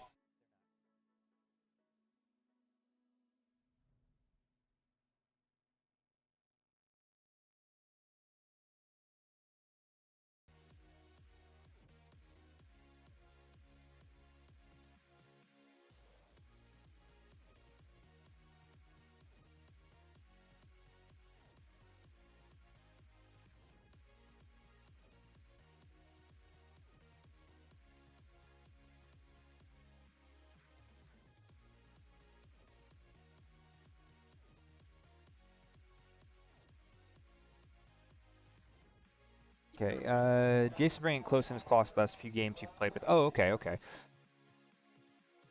Jason that turn got hold 1, kill 1. Got one Butcher's Bill, another Recon, and one behind enemy line. 5 points up. So Jason managed to tie it up on that last one.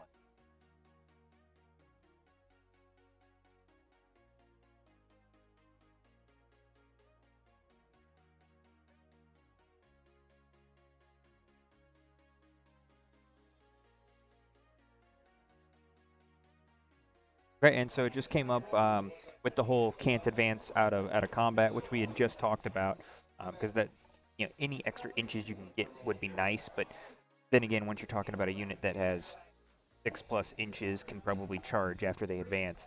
Any movement back that's less than 12 inches doesn't even matter. Yeah.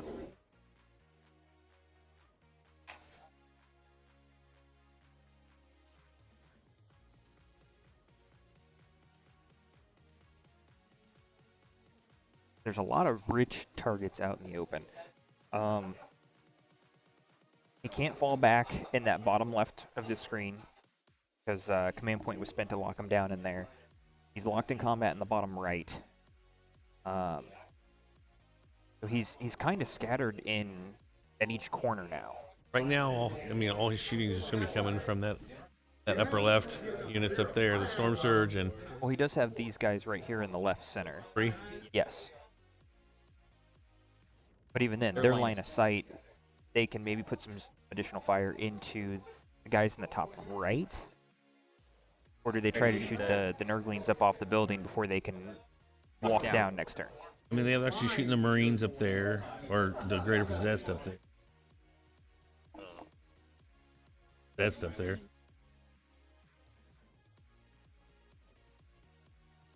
Well, the Oblitz are up in that top right corner of the center. I don't think they've got line of sight on them, but you could walk them out slightly. I think that's what he's doing. He's walking them out. Those are the Vespids that are on that objective on the left center. Yeah, he's pulling them out just a hair, but it looks like he's going to be shooting into the vest. If I was gonna guess, he can focus that Storm Surge on the Oblitz. Yeah.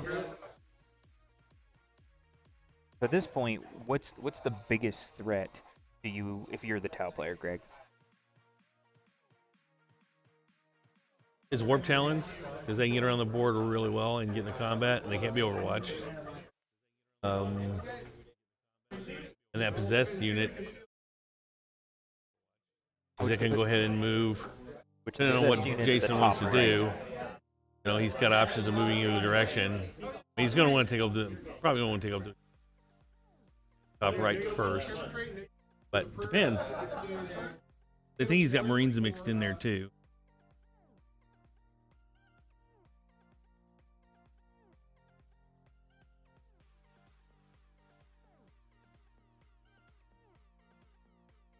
And he's still got the option of his Demon Prince.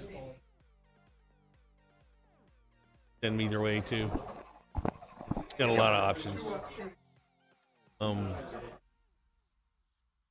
Cody has just target saturation. He's got targets everywhere, and it's just going to be down to target priority. What he thinks is going to be the biggest threat to him at the moment. Given the range of the Storm Surge, I would probably try to go conservative with it and try to push it back into a corner. One thing about the Storm Surge, he's got a lot of shots. It can definitely kill units, but eliminating his ability to hold objectives. You're playing the game, you're playing for the game, so it might be best to just get rid of his troops. He can't hold objectives anymore, and really cut back on his secondaries. Yep. And for those of you watching, we had a kill from shooting in the bottom right corner. There's apparently still some other cultists hiding down in that building. So the bottom right, I believe, is a little more secure now. You know what? You're right, Killzor. He shouldn't have scored behind enemy lines. You got it from last turn, but I don't. Well, he would have had it. Well, but he doesn't score it till the beginning of his next turn. It's one of the ones that you don't score. Jason might have just thrown it at him. But that's a good catch, yeah. Thanks, Killzor. I think I'll bring it up to him. See if he actually got it last turn or this turn. Oh, we can also pull up the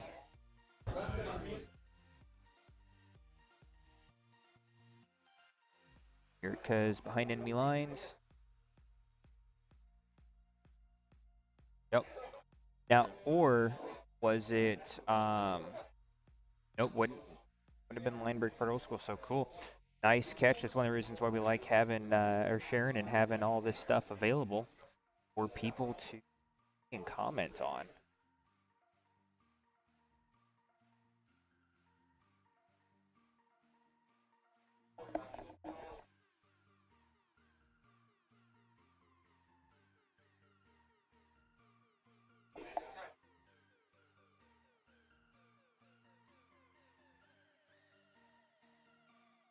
Looks like we still have a couple of stealth suits on that center right. And we're going to be putting some shots into one of their characters in there.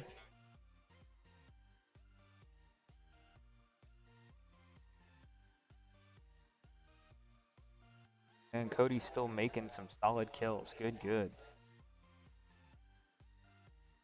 Now we've still got some cultists in the back there, as well as some possessed. They're going to make a very rough day for those two remaining stealth suits on that objective.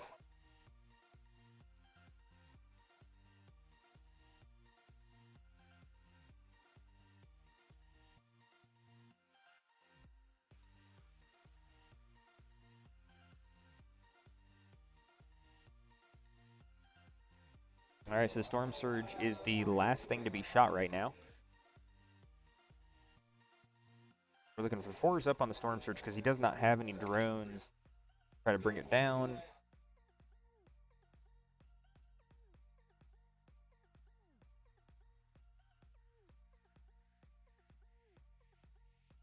One damage piece from 2 going through. Feel no pain, didn't save any. Oh, he would have scored the point at the beginning of this turn. I'm just going to leave it.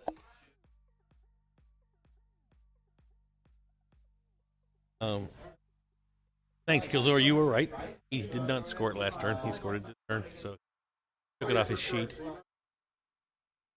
And I'm just going to be lazy and leave it. So the Blitz are still there, and almost all of those possessed are still there.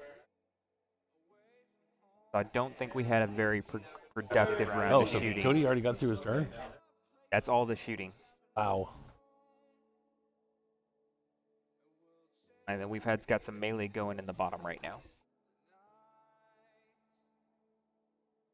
I think the shooting in that round just flipped the game. The Storm Surge? Yes. Wow. Yeah, yeah. If he didn't get, he really needed to score some kills this turn.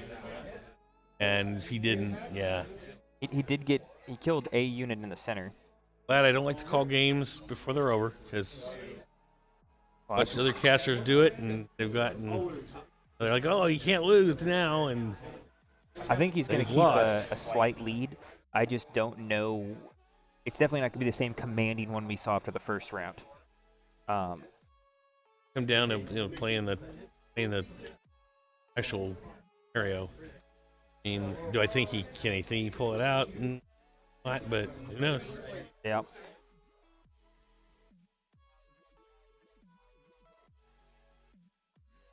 Well, and there we go. We had a full house turnout today. We had all 18. We actually At 20 slots, we have 18 people playing today. Yeah. That's pretty much the game room can handle. Is maximum of 20. So good turnout. Means for our first three place winners, the prizes will be good. Wait, we're giving out more than just a firm handshake and a pat on the butt? No. Number one, I don't want to touch any of these guys' butts. Oh, but that's why you invited me. Well, you're special. So as melee continues, we can basically guarantee things are going to die.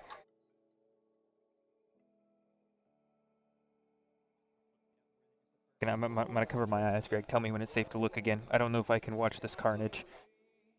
I did want to do a little shout out to our one and only lady player today, Dina Hunter.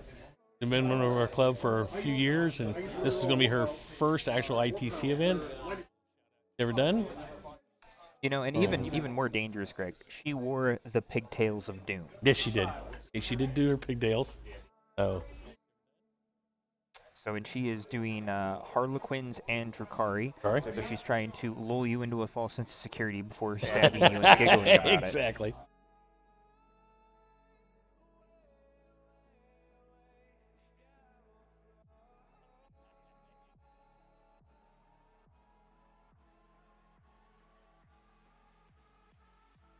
Yep, Killsword. All the local small RTTs seem to be doing really well. Our compatriots over at the Geekery have had to expand out their event so they can be able to do more people. Yeah. I'm not sure if tabletop's did many events recently, but I know I saw I know they something recently did an RTT. They hadn't done one before, so that's good. I mean, anything that expands the hobby is great. Nope. Well, there's allegedly 800,000 worldwide players for 40K. Last time their check was 750 to 800,000 worldwide. Yeah, and only like 8,000 of them actually come and participate in any tournament. So that's not a huge percentage, but it's awesome to know that we've got that many people around. And a lot of the small RTTs are awesome places to come and play your first organized tournament. Yes, because a lot of times definitely. they're willing to teach you. You might have a little bit of a rough time. Because your first event, you don't expect to do well. It's just kind of a thing when you learn how to play the mission. No, treat the first event as a learning experience. I mean, like today, we've got some players that don't do this often, then we also have some of the best players in the city. So, it's a learning experience for the ones who haven't done this much. And I know that most of these guys who've been playing for a while are more than willing to help you out and show you what you're.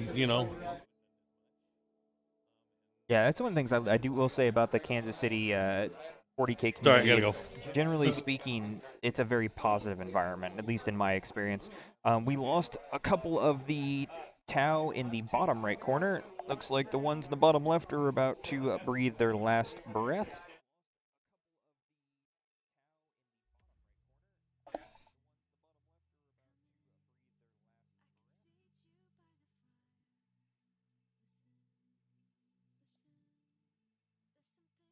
That'll be interesting, kills, or if the Geekery is able to do a GT. GTs are really big events. I know we've looked at trying to do a GT before, but we ended up doing an RTT instead at the Recruits, which is an event in Lee Summit at one of the high schools out there. That's literally the whole intent is to get kids into gaming, because if you're buying plastic crack, you can't afford real crack. Yeah, we have Midwest Conquest. That's the primary GT out here. The Show Me Showdown, I believe, is over in Columbia. There's also I think there's 3 GTs within an hour of Kansas City, which is pretty awesome. And at some point, we might actually get to the point where Heroic Morale does a GT. But I think there's already does that sound right, Greg? 3 GTs within an hour of the greater Kansas City area? Yes. You've got the Midwest GT into May, Show Me Showdown in July. That's awesome, Killsor, that they've hit GT status over at the Geekery. Oh, Flying Monkey down in Wichita in June. And then you also have the, in November, there's a GT put on by the guys at Fort Worth, Columbia. Oh, that's the one. Over in Columbia. And then there's also GT over in Tulsa. Not Tulsa. A little further than Topeka. Went over to Topeka. I can't, off the top of my head, remember the name of the game store. House Carl. They have one. In fact, this year, those guys they're putting on the first Midwest Team Championship at the end of April. Pretty exciting that we're gonna have our own team championship for the Midwest. All right, we're getting all of the advancing down. The possessed are just shifting back across the board. It looks like he's going to leave those fire warriors in the corner alone, which kind of surprises me. But then again, the Storm Surge, generally speaking, is the biggest threat, and it looks like those Blitz might be within range. Can't say anything about Cody's playstyle. It is definitely unorthodox. I mean, hands down. um,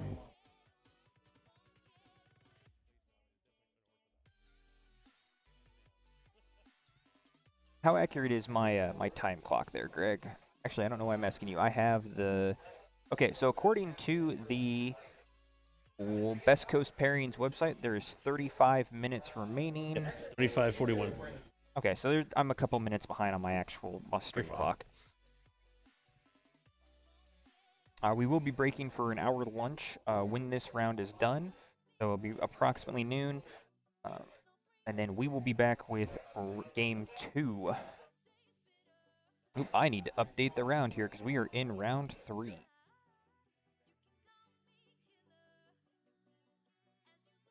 You're breaking at noon. Actually, no. We're already in round 4 now, aren't we, Greg? Oh, damn. Yeah, I think I believe they're in round 4 Threw me already. off for a minute. That last one went super When quick. you say rounds to a TO, I'm thinking, wait a minute, what? Well, no, that would be games. That would be games. So yeah, they're pushing it quick. The way things are going right now. This is the top of the 4th round, player round.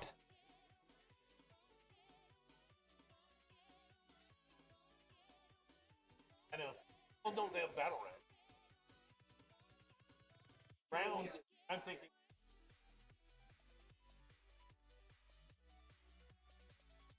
Yeah, those Oblits are going straight for that Storm Surge. It's gonna be an obliteration again. No, you're good, Killzor. We're all good friends. Yeah, the Geekery. If you guys are looking for information on that, I know that they're pretty responsive on their website and as far as in store. You know, and like Kilgore mentioned, you know, we're talking about Rival. Heroic Morale is you know, Peculiar Games and Hobbies are home and our local sponsor, so of course we're gonna pimp them. But I've heard nothing but good things from the guys over at the Geekery.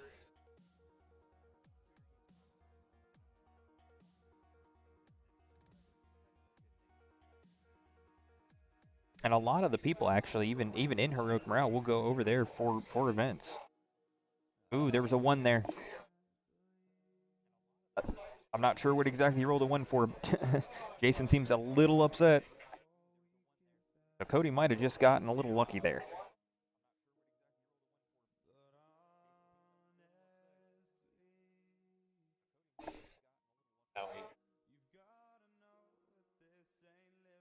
All right, so updating on the total points, because we managed to get caught up in that last round. It did flip, but it's still a relatively close and low point game right now. It's a solidly close game. 3 points is nothing.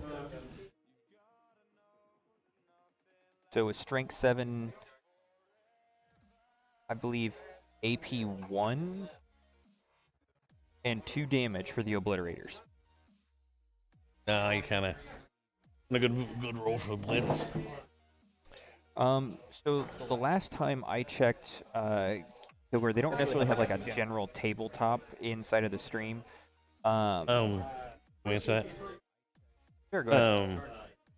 This is just the initial first round, so no, it's not the top table. It will be for round 2 and 3. The top players will be moving to this table. Oh, okay. See, I thought he was talking about stream category, because there's not a tabletop game category. No, That's technically board game. But yeah, okay, yeah. Now that I'm tracking it, thank you, Greg, for the first straightening round's my just brain out. random. Who got on table 1? Yep, and then it'll be the top table for the next 2. What's interesting is we've maxed out our space here. We're almost at the point where we can expand out, and we're almost at a point where we need to do 4 rounds.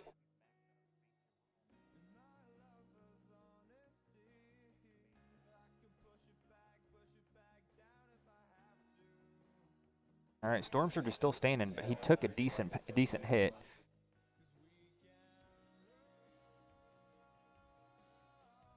It looks like 10 wounds left on the Storm Surge, so I believe he's still in his top bracket.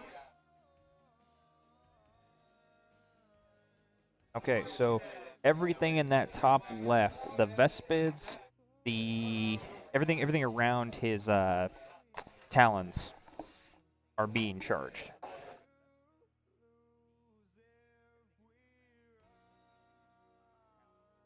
Oh, we're disappointed you had to work as well, Killzor, but you know what? Those models don't pay for themselves. And they managed to jump over. So the Storm Surge is going to be in the melee. The Fire Warriors are going to be in the melee. Now he did multi-charge into the Vespids as well. So I'm curious.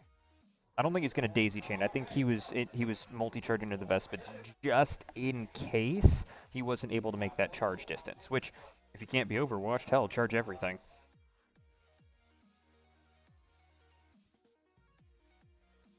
Now the 3-inch consolidation on that top left for those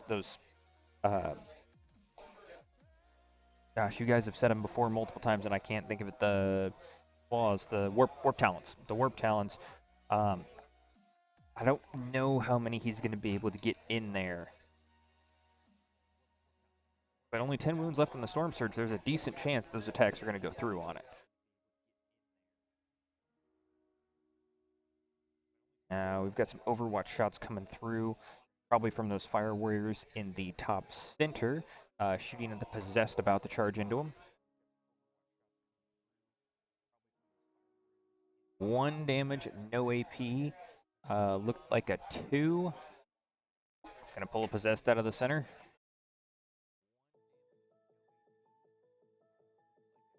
Seven on the charge. That'll definitely get him in there. And he's gonna tie up both of those units of Fire Warriors.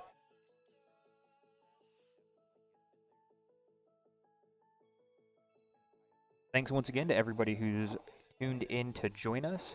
Please feel free to share the stream.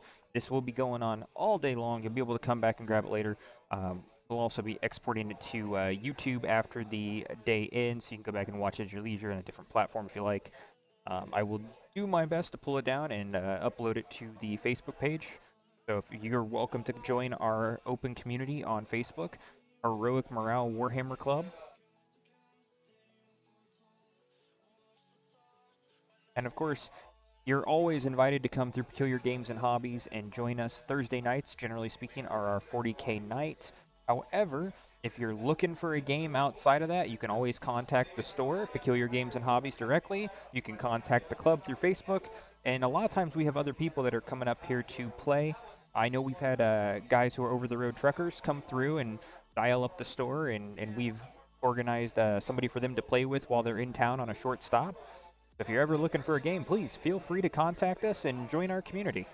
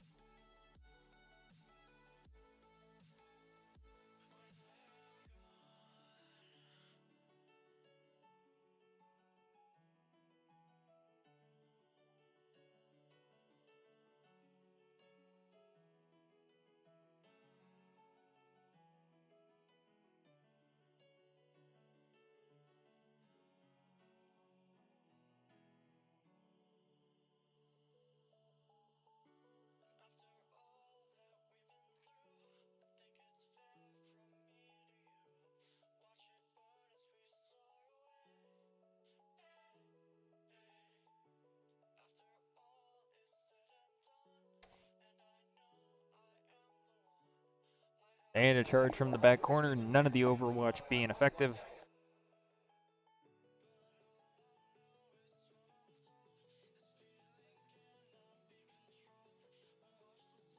Alright, Epidemus is going first on the combat.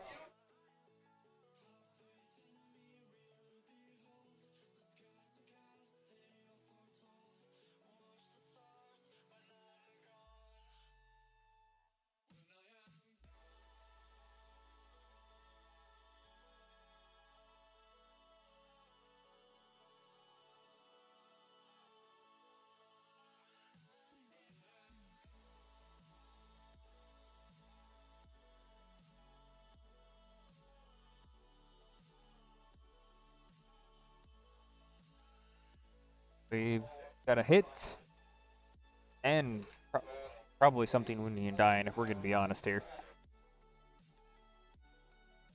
Okay, Warp Talons are up now.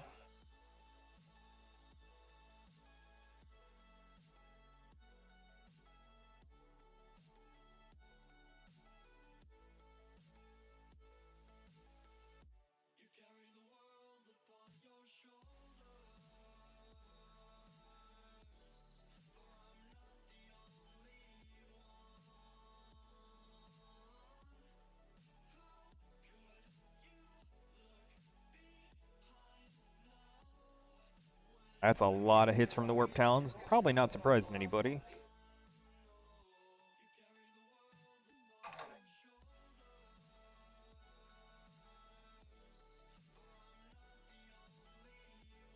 Rerolls to wound on the Warp Talons. That looks like a lot of wounds to me. 15 at -2. Ooh, that's a lot of ones and twos. And that is all of that 10-man Fire Warrior unit posted.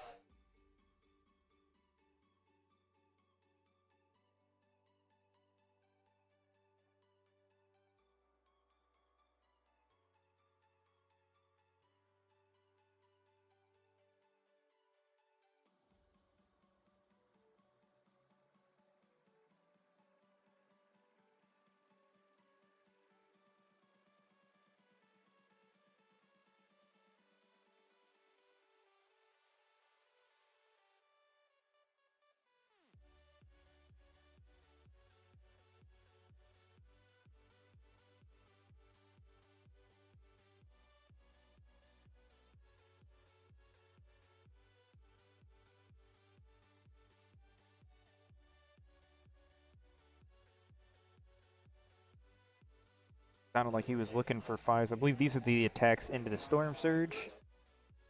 Ooh, 13 to save at -2.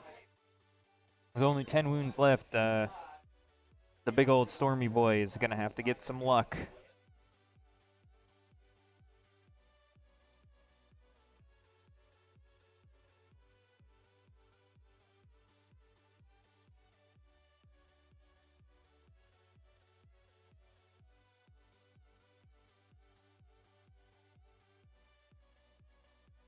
Oh, maybe I heard that wrong.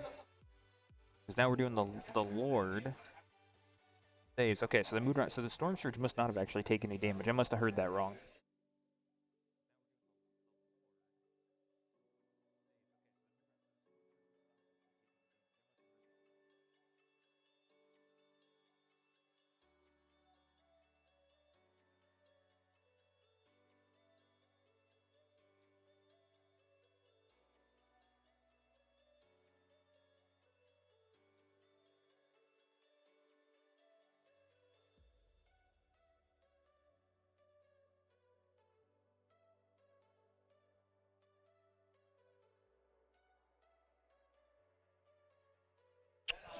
We've got some attacks back, looking for fives and sixes. That's all up in that top right corner there from those Fire Warriors. Did not work out.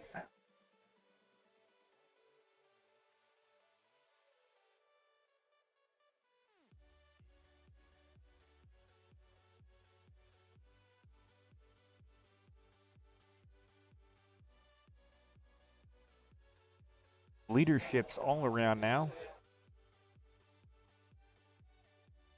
Looks like a pass.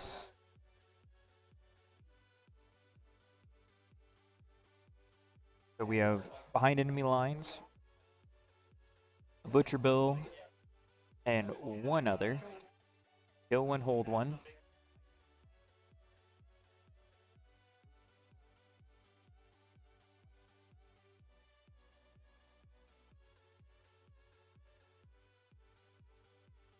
And Recon was the last one on that one. So that's 5 up for Nurgle going into the bottom of the 4th round.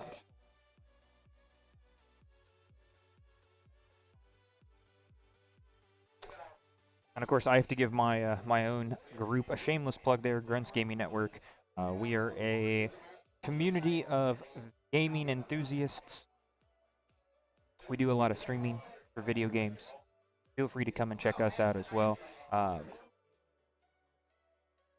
know we're always supporters of anybody who is playing games and streaming themselves, or they want to play in game and stream with us, which is one of the reasons why I need to throw that logo on there, because we obviously I'm here helping to do commentary and helping to run the stream, and we're always happy to share gaming events that people have going on. All right, so as we go into cow turn, the bottom of round 4, we have every unit except for the Vespids. And it looks like Storm Surge fell back. Storm Surge and Vespids are the only units that are not locked in melee right now. Here in 3 at -2, so all the movement has been done. Oh, no, I take it back. The Ethereal up in that top right corner is the only thing that is engaged in combat. So the Noodle is working. Or he's trying to work the Noodle at least. Approximately 20 minutes remaining in the first game.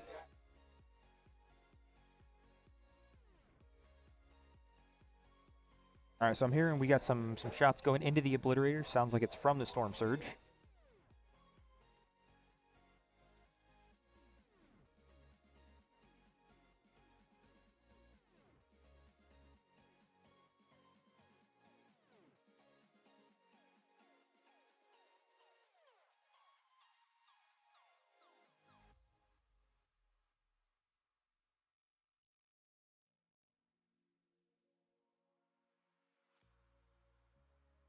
And a save on the 1 wound into the Obliterators.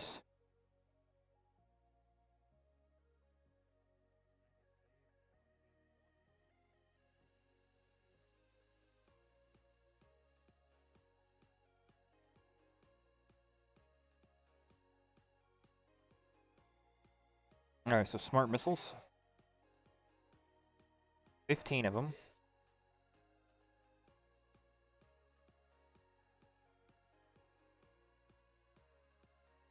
Oof.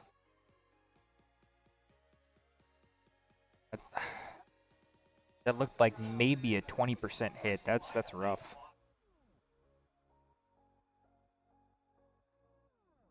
Like 5 wounds. And 2 up saves. Apologies, 3 up saves because the smart missiles ignore cover. 3 wounds going through.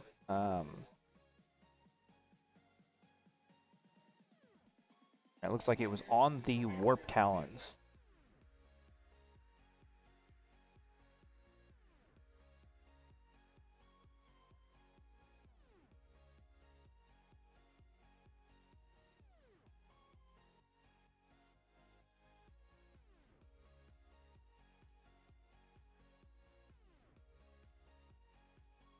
Welcome back, Greg. I'm back. Well, when the wife calls, you have to answer.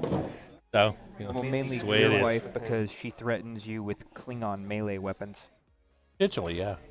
Did she ever find her Batliff? Is that what it is? Yeah, it's back downstairs in the basement in the storeroom. He hit it, allegedly.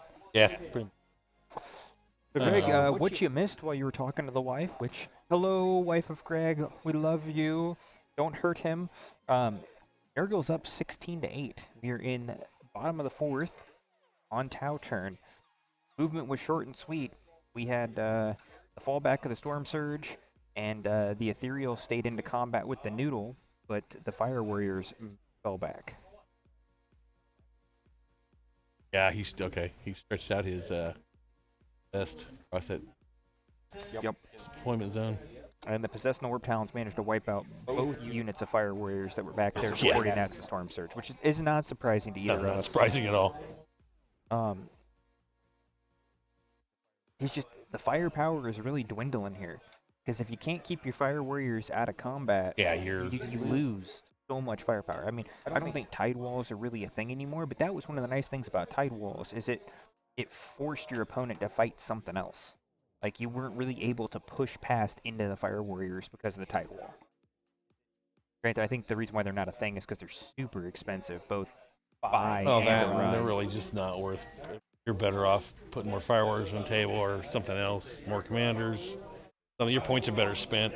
And the Vespids have charged into the Obliterators. Power fists for days, Greg. What to do, man? Yep. Well, his shooting into the Obliterators from the Storm Surge didn't do much, but he did get some pretty good kills on the Warp Talons. That looks like his vest is charged in the master possession. Oh, there is a Master Possession there. Oh, I missed that out. That's a lot better of a fight. Yeah, a lot better in a fight. A lot better of a fight.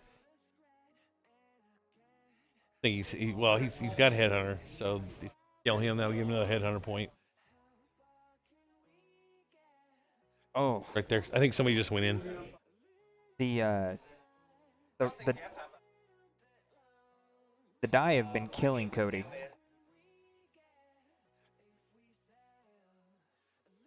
But the Master Possession goes down, so that is a nice point pickup for Cody there.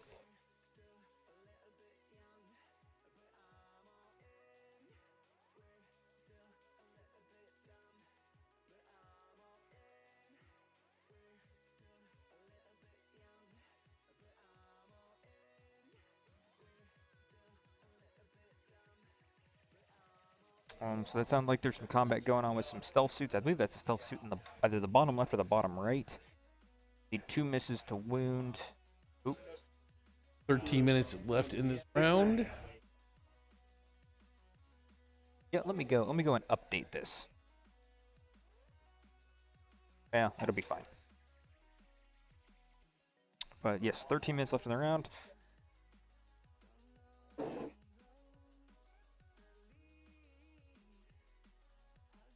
We've got morale going through now.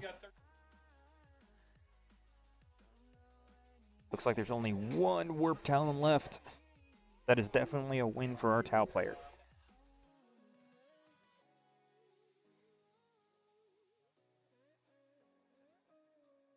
Alright, and give me just a moment. I'm going to double check the score out of that round.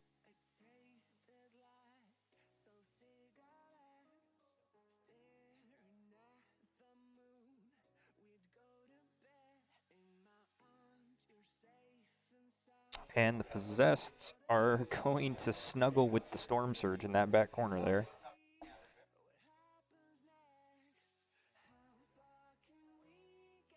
And we've got 3 points for the Tau out of that one. We know at least one of them was Headhunter.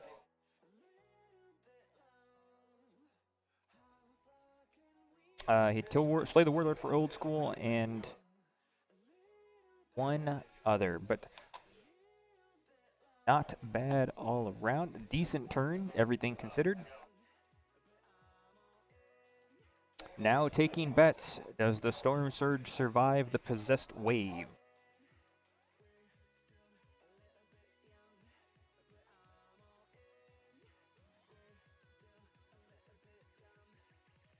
And so we are in the top of round 5. So Nurgle is doing their movement right now.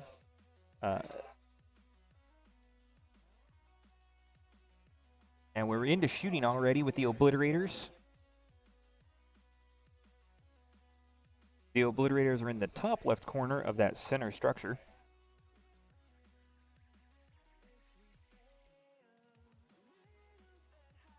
All right, we got 6 shots into the Vespid on the ground. 4 hits. And that's going to be 4 at -1. I believe they were 2 damage apiece. And that's 3 Vespids. 2 Vespids, my apologies.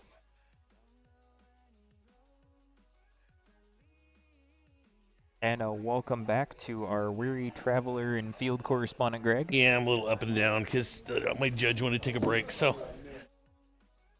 So we just lost some Vespids to the Obliterators, and I believe that they're putting some extra shots. Not sure where, but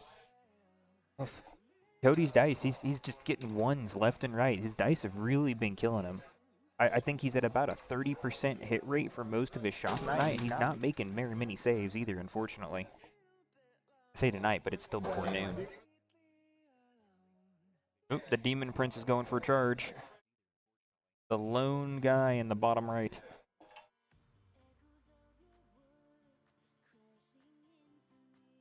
If he gets charging, that'll be a real easy cleanup. Uh-huh.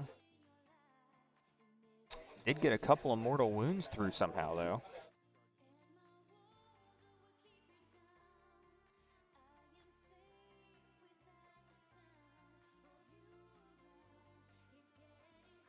Oh, I'm sorry. The Demon Prince was going into the Storm Surge. That's where that all came from. We've got a lot of ambient noise, though I've managed to get most of it drowned out so you guys don't get your ears exploded like you're watching the Antiques Roadshow. Yeah. I think those possessed are gonna clean up that storm surge. Well, if the Demon Prince doesn't get to him first. Either one of them is gonna.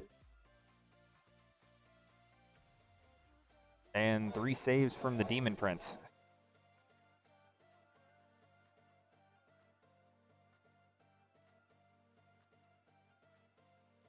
I believe this is still Overwatch going into the Demon Prince right now.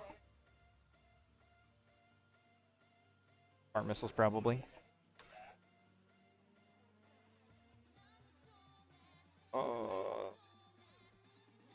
4.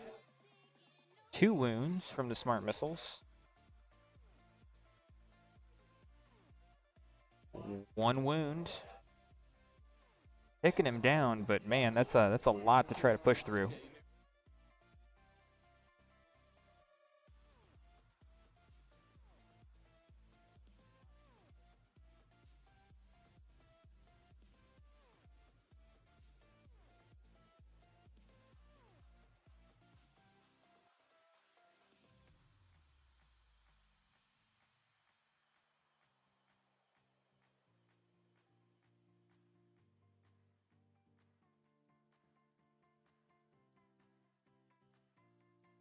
And the Storm Surge is down. Did not survive the Demon Prince.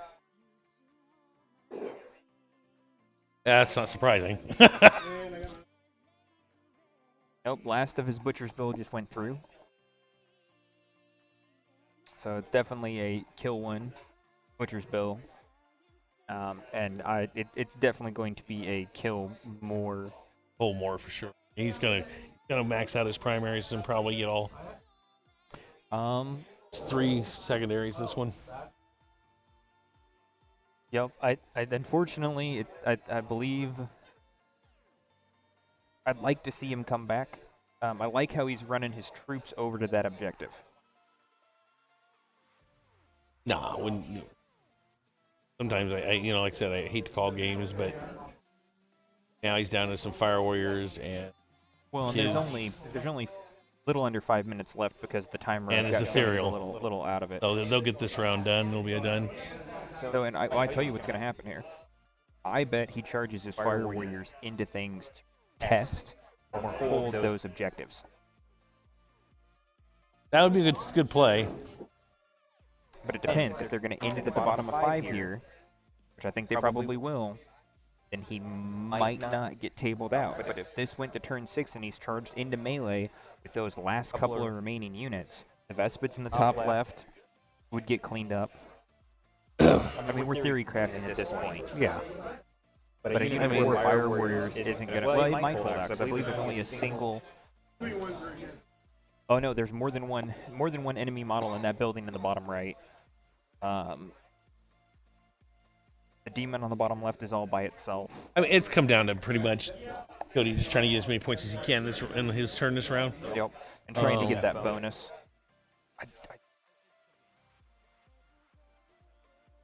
No, he's not gonna be able to get. Well, no, the most he can try to hold right now is 4. Most he's going to be able to shoot for is possibly kill 1, hold 1. Yeah. He might be able to hold. Yeah, because Vespits aren't troops either, are they? No. He could potentially hold more with the ethereal in the top right and troops on the center and bottom right. Well, the thing is, even if he shoots those cultists off that center right one, he still can't get in range to. I mean, you can shoot him and try to charge one if he leaves one alive. That could get him on that objective. But I don't think. I mean, right now he's going to be, and I think we're out of time. Yep. Let me.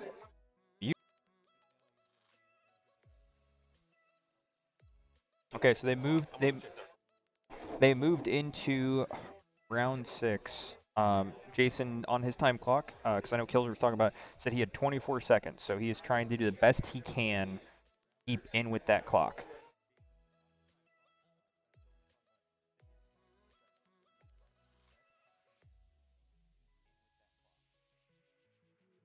Five minutes remaining.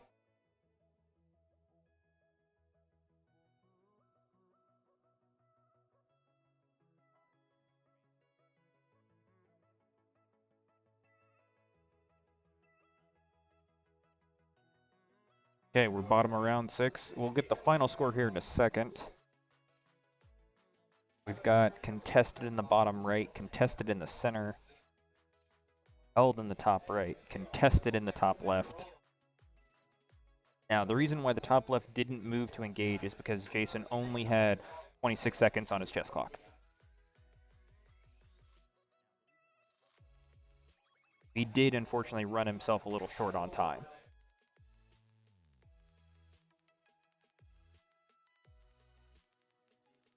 And right now, it looks like Cody is trying to shoot some people off objectives, trying to focus in that bottom right, but I just don't think he's got enough shots.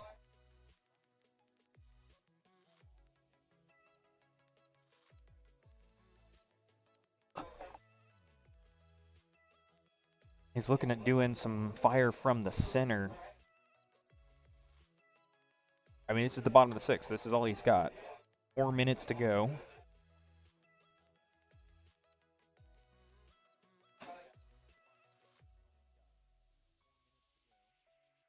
I apologize. 2 minutes and 45 seconds to go.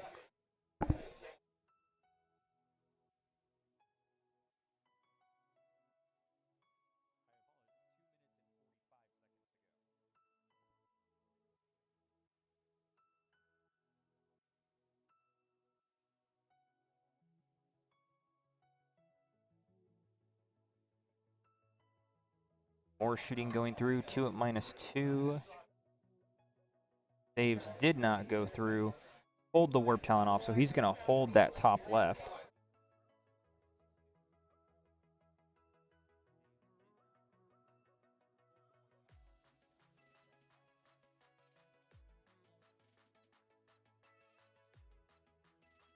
That is the 2-minute warning, everybody. No timeouts or stopping at the clock at the 2-minute warning in 40K.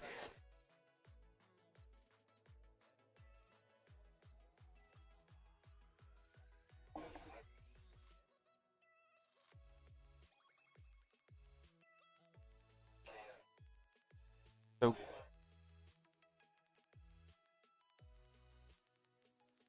we had a charge. We've got some attacks going through on the cultist in the center, it looks like.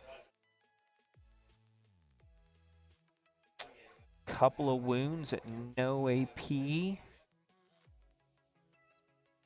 2 wounds, no AP. Going for the saves.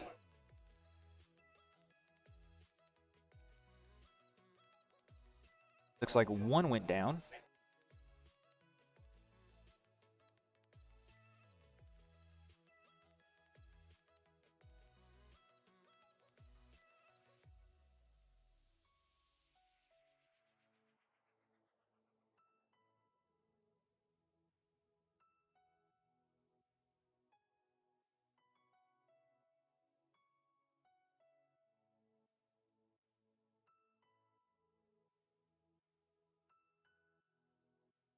35 seconds remaining.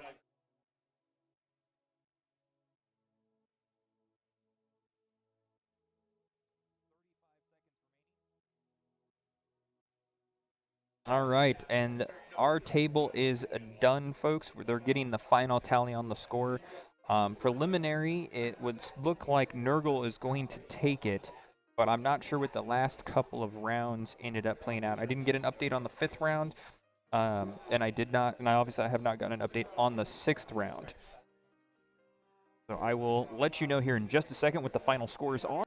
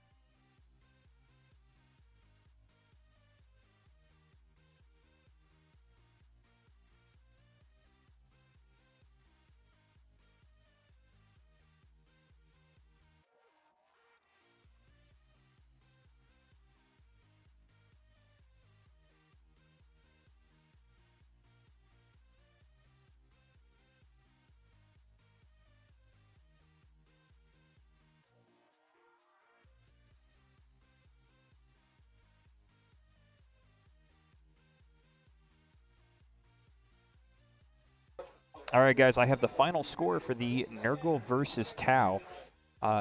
Cody actually managed to bring back that deficit, and it ended at 21-20 for your final score in the 6th round of Game 1. They actually managed to go the entire distance, um, and so that is that.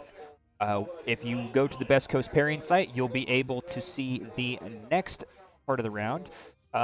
Right now, as things stand, we have Andre Richmab. He intentionally misspelled his name, allegedly.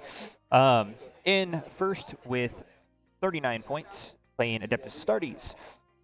Tony in second with 37, playing Yanari. Joe also playing Astartes, 36 in third. Sam playing some Gene Stealer Colt in fourth with 33. Fong playing Custodes in fifth with 32. Mike playing Tau at 28. And then Jason playing Tau, 7th at 17. And those are our first round winners. Initially, we will get, we've still got a few that haven't been recorded. We have 4 players that haven't turned in their scores yet that we will get in just a second. Updated again. We will now be taking our lunch break. So you will have an hour from this point. We will be back, and we will carry on and continue with the fun. Thank you once again for coming and hanging out with us. We will be back shortly. Thank you once again for coming and hanging out with us. We will be back shortly. Thank you once again for coming and hanging out with us. We will be back shortly.